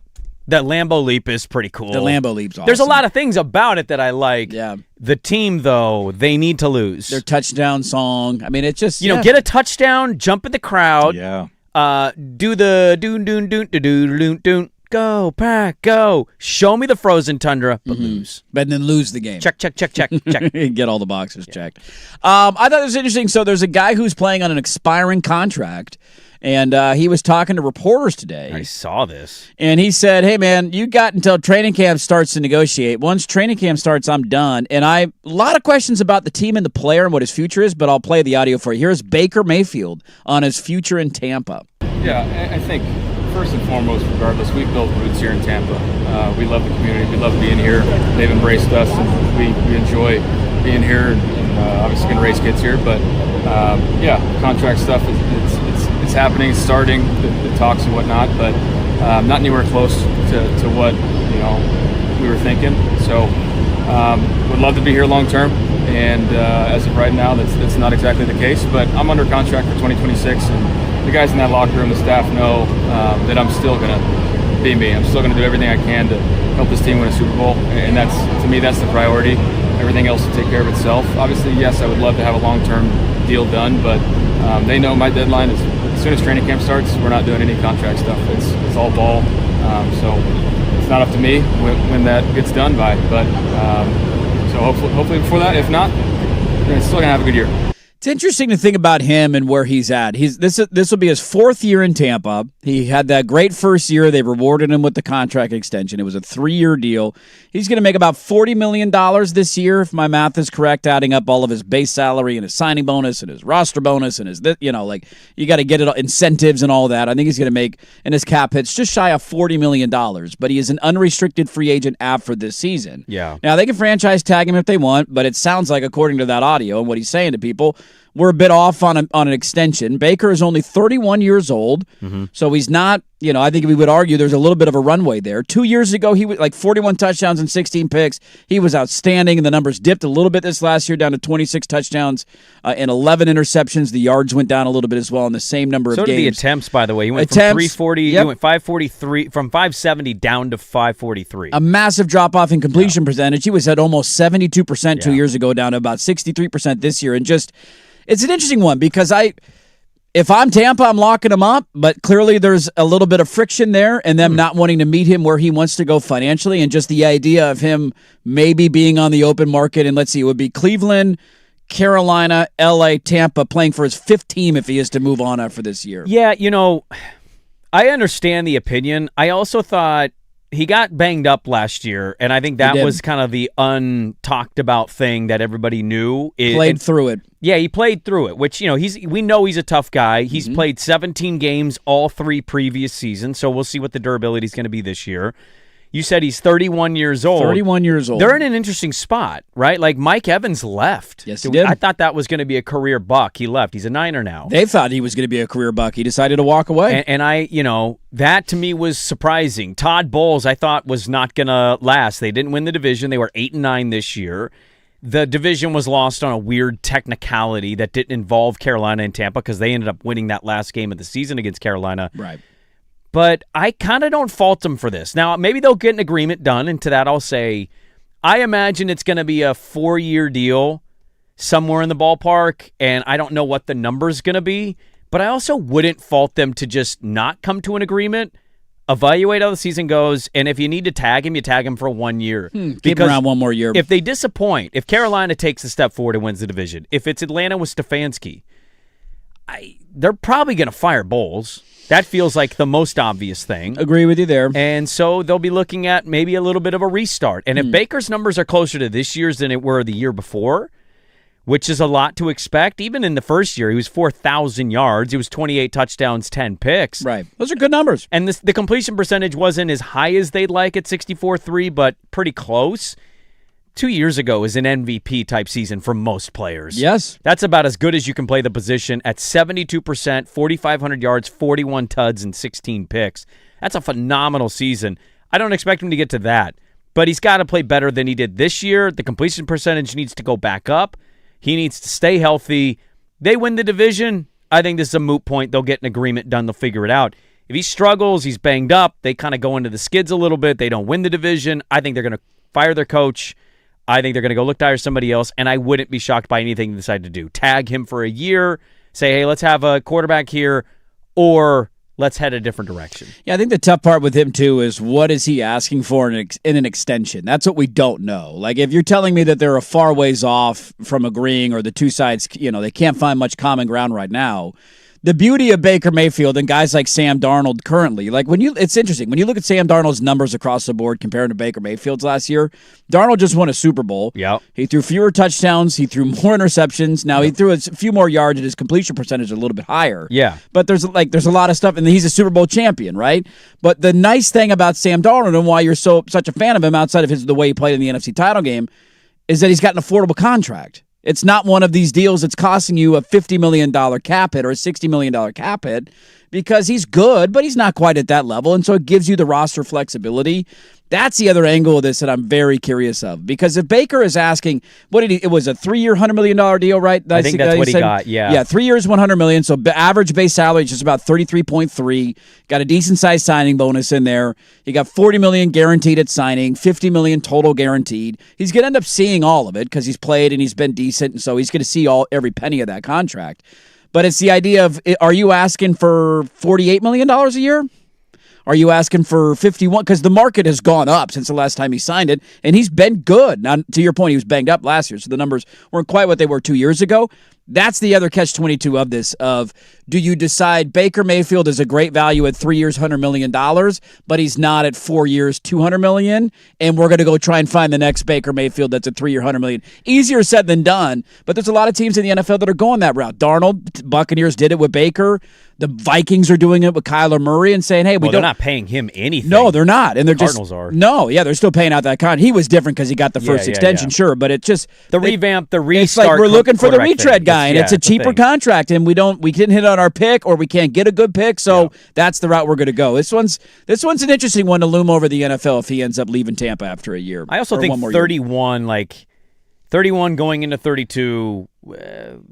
How many Bradys and Rodgers are there? Yeah, for him. 35 could be the age we're like, oh, dude. Russell Wilson fell off a cliff after Seattle, and he was 33, right, when he left Seattle? Who's 32? very similar in size. Yeah.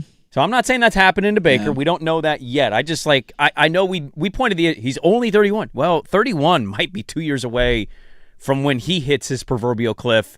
And maybe Tampa's evaluating that aspect of it. Yeah, could be a part of it, too. Just wanted to keep an eye on for the upcoming season. Baker says get a deal done before training camp or else I'm not negotiating. And Packer fans are saying keep the cheese out your mouth, okay? Keep that cheese out your mouth. Hey, Packer fans, no. I'm a known Packer hater. You can serve it to me when you beat my team. That's the beauty of these rivalries. 79-3. 79-3 with this lineup. Isaiah Thomas in the 80s. Jerry West with the 70s Lakers. LeBron James in the 2010s Lakers. Okay. Karl Anthony Towns, 2010s. That's probably your weak point. And Jokic. It's Cat's the one that lost you 3 games there. Come on, Cat's dude. responsible for all 3. 79-3? I'm not losing. I got the logo. I got the best 6'2" guard ever. I got LeBron James. And I got Jokic. Everybody's addicted to it. How am I losing? Let's get to Game 2 of the NBA Finals. One player saying we're the better team. Another one saying I just got to play better and we'll win. And then one fan base turning their sights towards an unlikely victim. We'll explain all that. Get into Game 2 of the NBA Finals next on 105.1 FM The Fan.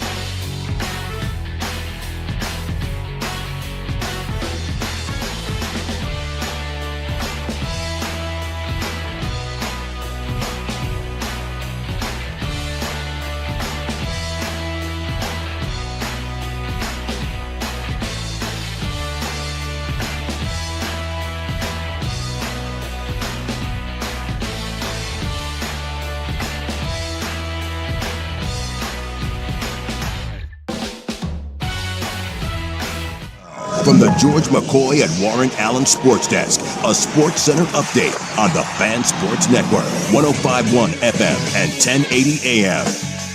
The Fupdate is brought to you by 808 Hawaiian Restaurant. Mixed plates like Grandma used to make. If your grandma were from the Big Island, Woodstock, Burnside, Beaverton, or online at ate-oh-ate.com.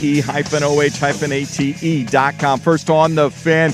The Super Regionals are underway. Mountaineers designated hitter Sean Smith with a 3-run bomb in the bottom of the first. West Virginia leading Cal Poly 3-zip in the second. USC's at North Carolina at noon. Little Rock and Troy at 2 o'clock. And Ole Miss and Auburn at 5 o'clock tonight. A couple fun facts. By the way, happy National Donut Day. Go get a fritter somewhere. A couple fun facts in the animal kingdom because you pissed me off. The wingspan of the condor is 10.5 feet. It's roughly 2 times the height of an average female. The Andean condor is Chile's national bird and is part of the country's coat of arms. Due to their weight and size, condors prefer to fly in windy areas. This way they can just glide through the breeze. And one way to distinguish between a male and female condor is to look at their eyes. Females have red eyes. Males have brown. Ooh, look at that. Ugly-ass bird. I want to give a shout-out to a buddy. I now have 2. Evidently, Cleveland High School is turning into a factory for high school basketball coaches in the area. Oh. My buddy Jay got the job at Forest Grove. A guy I went to Cleveland with is now coaching at Cleveland. And my buddy Michael Kafori just got announced as the David Douglas head basketball coach, men's varsity team. We're a factory of high school basketball coaches. I'm next. Can I do a special good luck to your David Douglas friend? That's a tough spot. There you go. Uphill climb. Gotta build. Uphill climb. Dirt, Sprague, and Get Swag that NIL with money. your Fupdate from the George McCoy at Warren Allen Sports Desk. Don't call your mom. Call George McCoy at warrenallen.com. This is the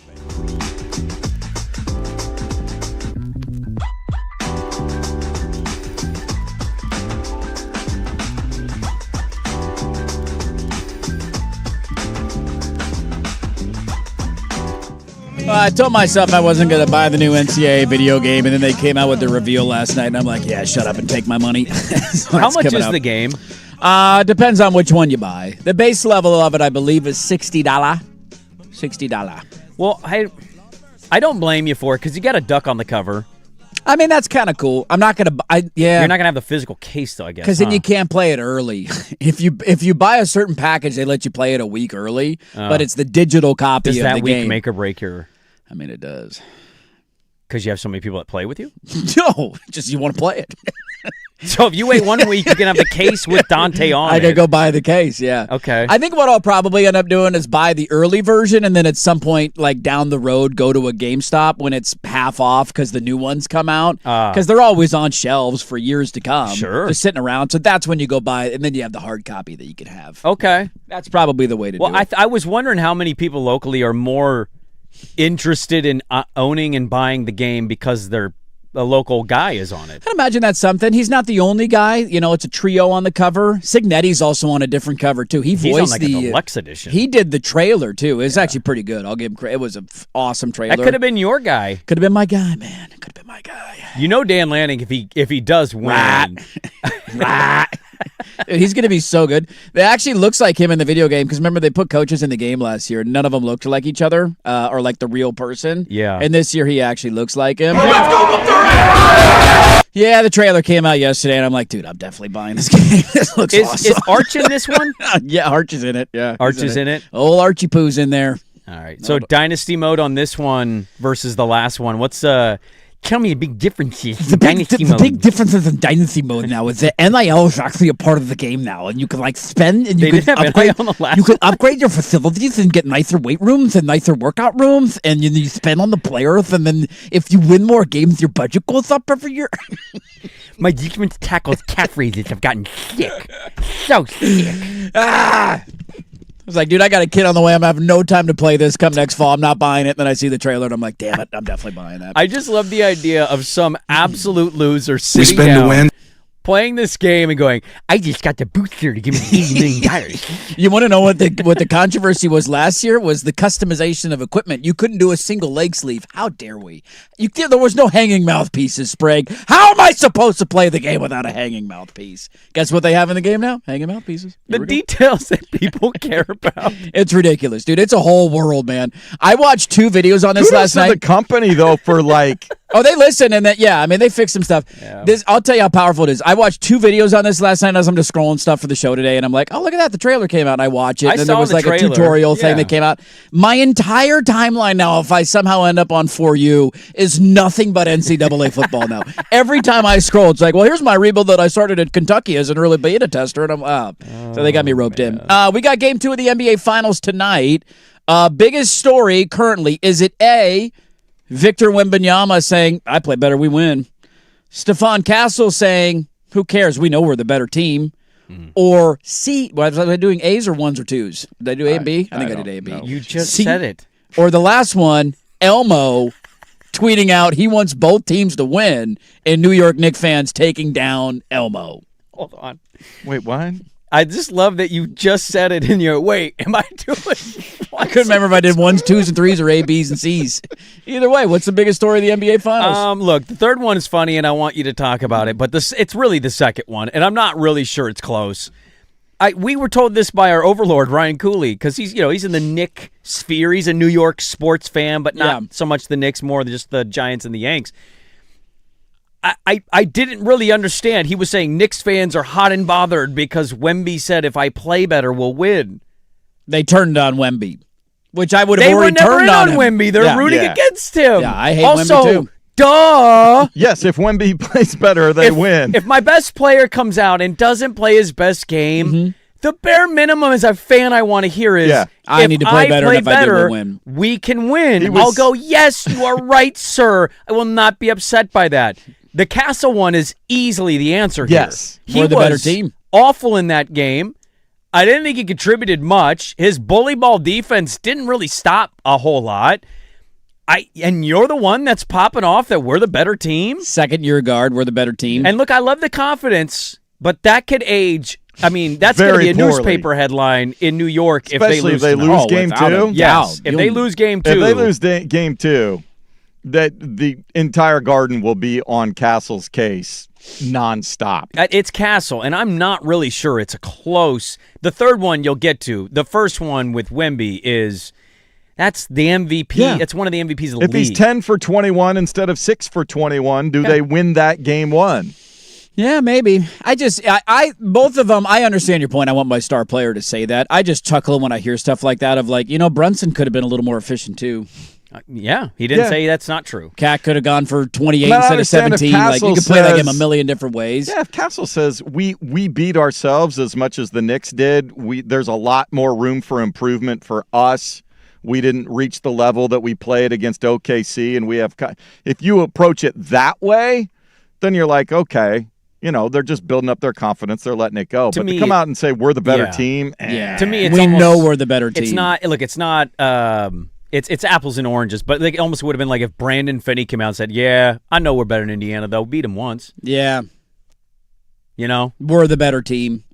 Yeah, it's if you're setting yourself up for disaster by saying stuff like that. You can internally believe that all you want, and I would hope as an athlete that you would internally believe that. And but the to media say it publicly is much totally of a different. learning curve at this point for a youngerish team that hasn't been here before. Navigating that is as much a part of the NBA. I get that. He's also Castle's been on the biggest stage of basketball for how long? He won a national title. He went through March Madness. Cocky dude, man, and I think he's just telling you how about he feels. you don't go 1 of 5 from 3? Maybe you win the being game. Coached by Dan Hurley. The last bit of controversy here, C or 3, whichever one you want to call it. Elmo sent out a tweet prior to Game 1 of the finals, right as it was about to start. I think like 4 o'clock or something. He sent out a tweet. What did Elon tweet? Not Elon, Elmo. What do they call it? They call him Elon? They call Elon Elmo. Oh. Just to piss him Elmo off. Getting I didn't know that. Is Elmo getting invited to Game 3? Elmo, not anymore. He's not. Because he tweeted out, Elmo just hopes both teams have fun. That's pretty good. And New Yorkers are killing him for this. When you do that, you feel very vulnerable, right? In that very moment vulnerable. Like, I'm going to go for it. The first time is, this isn't the time for sportsmanship, Elmo. These streets ain't sesame. Wendy's chimed in and said, not now, Elmo. Wendy's? Wendy's is taking shots at him. Wendy's taking New York side? Elmo, you're from the city. Pick a side, man. There's pictures of him sitting between Carmelo and Amari Stoudemire back in the day. There's a lot of them. Well, you know why he did this, right? It's got to be somebody doing a Photoshop of Elmo throwing dice next to Oscar in the garbage can. Well, I'll give you a take. If the Spurs win the finals... Aren't you from New York? I think Wemby's going to be on Sesame Street. Oh, yeah. Can you imagine Wemby standing next to Big Bird looking down at him? How do you even, from a character... Yeah, that's a tough one to pull off. How tall is Big Bird? I don't know, but Big Bird gets horny if Wemby comes around. I'm a closet Artist Gilmore fan. That's a mating thing that bird definitely wants to have. It's going to happen to Snuffle Up, I guess. It doesn't come eye to eye with many moody people. As it is. Big Bird from Sesame Street, according to Google AI. 8 feet? 8 feet 2 inches. Dude, that's... Wemby's looking almost eye to eye with Big Bird. He's That'd be staring kind of right at crazy that to see. Yeah. She's like, yo, get up on this, Wemby. Is Big... Do we know... I love the New York fans. I always thought Big Bird are taking this. I have no idea. I'm asking. Was that ever defined? I don't know. Somebody called one of our female PE teachers growing up Big Bird. Big Bird is a boy, according to Sesame Workshop. Okay. Yeah. Good for them. Represents curiosity, innocence, and the experiences of childhood. Is there a sex for every character? Like, what? Elmo's a boy, right? Yeah. Well, he's not wearing pants, and I don't see anything. Elmo is a boy. Okay. Any others you want to know about? Oh, I know Cookie Monster's a boy. Cookie Monster's a boy. Oscar the Grouch is a boy. Is a boy. Grover's a boy. Grover's a boy. Some of them have new characters that I don't know the names of because I don't watch the show There's an Abby on there. There ain't gonna Abby. Yeah, Abby's out there. She's a gal. Count Dracula. Okay, that's a boy. That's Bert and Ernie. I mean, they're in a relationship. They're together. For God's sakes, dude. Happy Pride Month, Bert and Ernie. Like Swag and Artist Gilmore. You're more of a Bert Ernie guy. I'm a closet Artist Gilmore fan. Hey, Artist, you want to take a bath? Rub-a-dub-dub in the tub. Game 2 of the NBA Finals. You're the one. Artist coming in. Shut up, Jason! Shut up! Or is he in there singing, you don't know me, but I'm young? I was always a little concerned domestic violence was happening in Bert and Ernie's house. It's happening right now. I thought we were talking about the NBA Finals. You brought up Elmo, and then I just think about how happy-go-lucky Ernie is, but Bert's always like... This is very true. Don't burn the chicken! I'm sorry, Bert. Bert, you bitch. Go sit down. Let's wrap it up. Happy Friday, everybody. Our final thoughts on the weekend, Game 2 of the NBA Finals. And we'll get you set for everything going on. A fun little sports weekend. We'll close it up next on The Fan.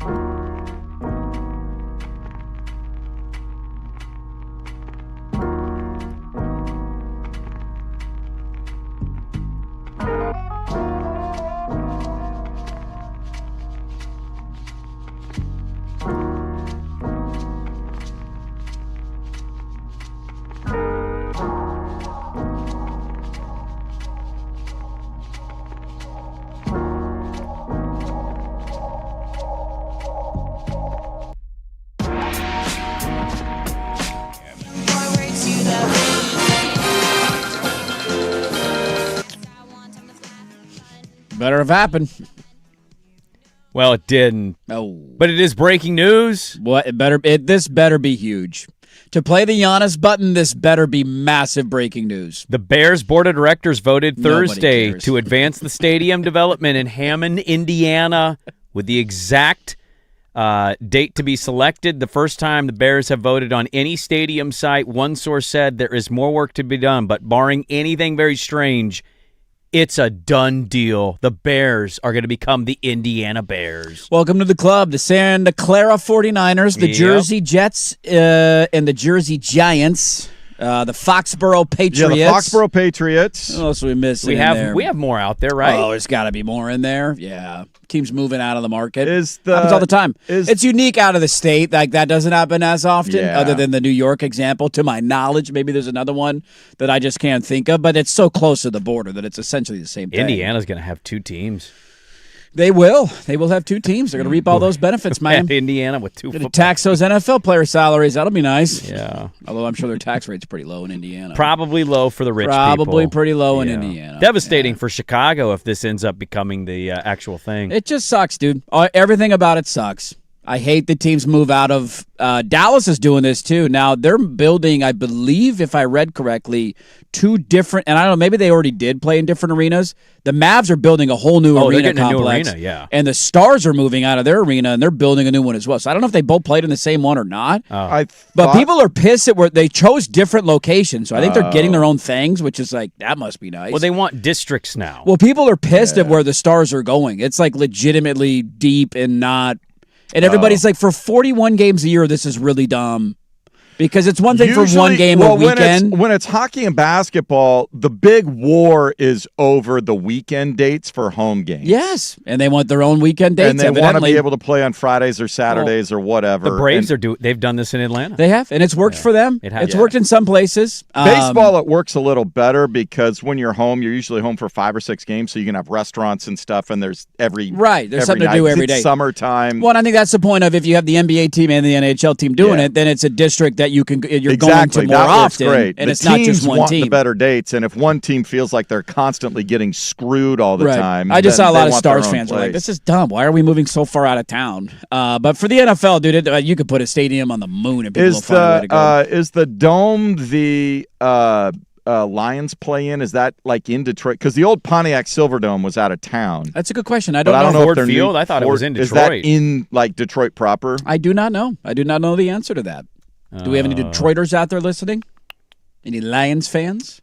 It's it's in downtown Michigan. Oh, okay. Or cool. downtown Detroit. Downtown Detroit? Yeah, because Lucas Oil Field is right there in Indy. Yeah, right in the heart of downtown. You can walk to it. There's from something downtown. that's so cool about that you just can't. I get why how cool that is. Yeah, I get why people want the districts, and there's an easier way to make money in the retail and restaurants and all that goes into it. There's nothing that beats a vibe of a like that. That's one of the reasons why, outside of the history of it, like Wrigley and Fenway are so unique and revered. Is yes, they've been playing there forever, but it's like Lambeau's this way. It's like in a neighborhood. Like you're just there. Yeah, boom, there's an NFL stadium built up all around it. Everything is geared towards. And then you got Wrigley, where there's Wrigleyville outside, and it's a place where people go. And it's hard to duplicate that out of market. But they, I'm sure they'll sell this out, and they got some great tax breaks. Yeah. Kevin Warren just ruining things left and right. Killed the Pac-12 after our alliance, and now leaving or taking the Bears out of Chicago. Well done, Kevin Warren. Well done. A couple odds and ends before I get to the final thoughts of the show. Any thought that John Shire or Dusty May could be interested in the Dallas Mavericks job? Mark Stein reporting that they are having attempting to have conversations with both of them on their coaching opening. The Shire connection because of Cooper is interesting, but he is maybe the best gig in all of sport. He's a former player who has had nothing but success sans a national championship. He was handpicked to be their guy. Dusty May is a fascinating one to me. Like that's a guy that if I'm an NBA team, I'm trying to have a real good conversation of like, dude, Brad Stevens, it's worked out rather well. Mm-hmm. He just made the hire to replace Joyner. He hired a coach he never met. He's really a fascinating guy. Somebody that coaches youth basketball. I love reading stories about some of these guys. Dusty May is forever, always, never not thinking about the future in terms of like, what kind of style of basketball are we going to play? Right. Are we currently running the best version of basketball you can play? He saw a YouTube video of a guy who's coached in Japan, Israel, and I think Australia. And because of the way the guy had formatted fast breaks with screens and little set action pieces on those, he basically, when Joyner left, he called the guy. The guy didn't answer the phone because it was an unrecognizable number. And he finally texted him, "Hey, this is Dusty May, the head coach of Michigan. If you could call me back, I'd love to talk." The guy calls him and goes, "Hey," man, saw your stuff. How would you like to come coach with me?" And the guy's like, "Are you serious?" Okay. They never met until that moment. He didn't even apply for the job.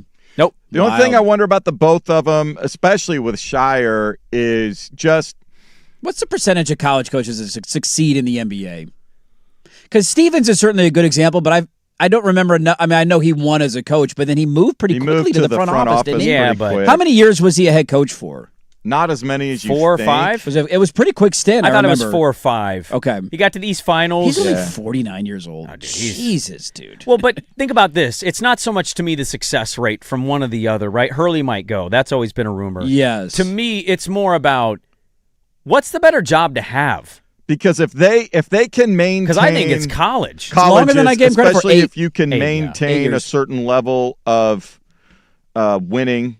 If your NIL's good and you feel like you have all the resources that you need to get the players that you need, I think because the ability to acquire talent in the NBA is harder because it's more random. Yeah, you can't just go pay for the top draft pick. Yeah, dude, you can find yourself being David Blatt as quick as anything. Yeah. Or how often are you like Mark Pope is on a little bit of a hot seat in Kentucky? Oh, for sure now, he is already there. Yeah.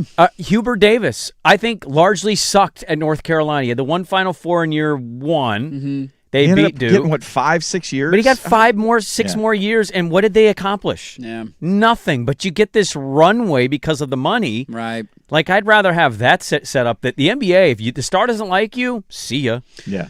Yeah, it's unique that way. Like I would certainly be enticed by the idea of not having to constantly recruit and rebuild a chunk of your. Not that you don't have to do that in the NBA because guys come and go. I get it, but like just the idea. Would it be more frustrating looking at an NBA roster and your owner says, "I'm not going into the second apron," and now you're handcuffed with the contracts that you have, and you don't have the ability to turn it over in a season? That's true. I just saw that in Stein's report. I think that we talked about the Blazer finalists the other day, and that was also in his report that they're sniffing around Shire, and why am I blanking on Michigan? Dusty May. Dusty May, thank you. To be their next head coach. And May just won the title. Yeah. Shire is running that program at an elite level, and you lose one of those guys, and all of a sudden that opening comes up in college. Like, who then is now trembling of the domino effect of who's going to lose their head coach to Duke or Michigan if it did happen? Also, because they'd have their pick of the litter. They're different cultures too. College basketball to the NBA, it's different cultures. So what one? That's where you have to really do self-assessment. It's a grind either way all the time, but which one suits me more? Which one am I more comfortable in? I think it also depends on, too, like it's a very similar football thing with Harbaugh leaving Michigan. Now, he was going to get hammered by the NCAA if he stayed. Yeah. But where'd he go? So I think if you see a spot, coach, location, and Cooper. That's why Dallas is unique that way, because he's so good that it's like, ooh. What's the better job? That's not being the coach of the Kings. What's the better job, Mavericks, Cooper Flagg, or Duke? Duke. Okay. I think it's Duke. Now, Dusty May, you can maybe debate Michigan. They just won the national championship. They did. He's been damn good. Yeah. Well, there you go. Good little show. If you missed it, go check the podcast, 1051thefan.com, at 1051thefan on Twitter. 73 and 9. 73 and 9. 79 and 3 is still my best number. That's the top I got. I have not reached 82 and 0 yet. But I have fun playing it. 79 and 3 is 79 and 3. Sorry. Looks like we got a Cal Poly home run. They're taking on West Virginia, first of the Super Regionals. How about the Fighting Mustangs putting up a fight in Morgantown, West Virginia? We'll watch it all this weekend. Game 2 of the finals tonight. Stanley Cup final, Game 3 tomorrow night. Super Regionals going on. It's going to be a busy sports weekend, and we will talk about it all on Monday. Have a great weekend, everybody. Congrats to all the graduates out there. We will talk to you Monday at 6 a.m. The Firm of Harrison Morangas. Next, listen to 105.1 FM The Fan.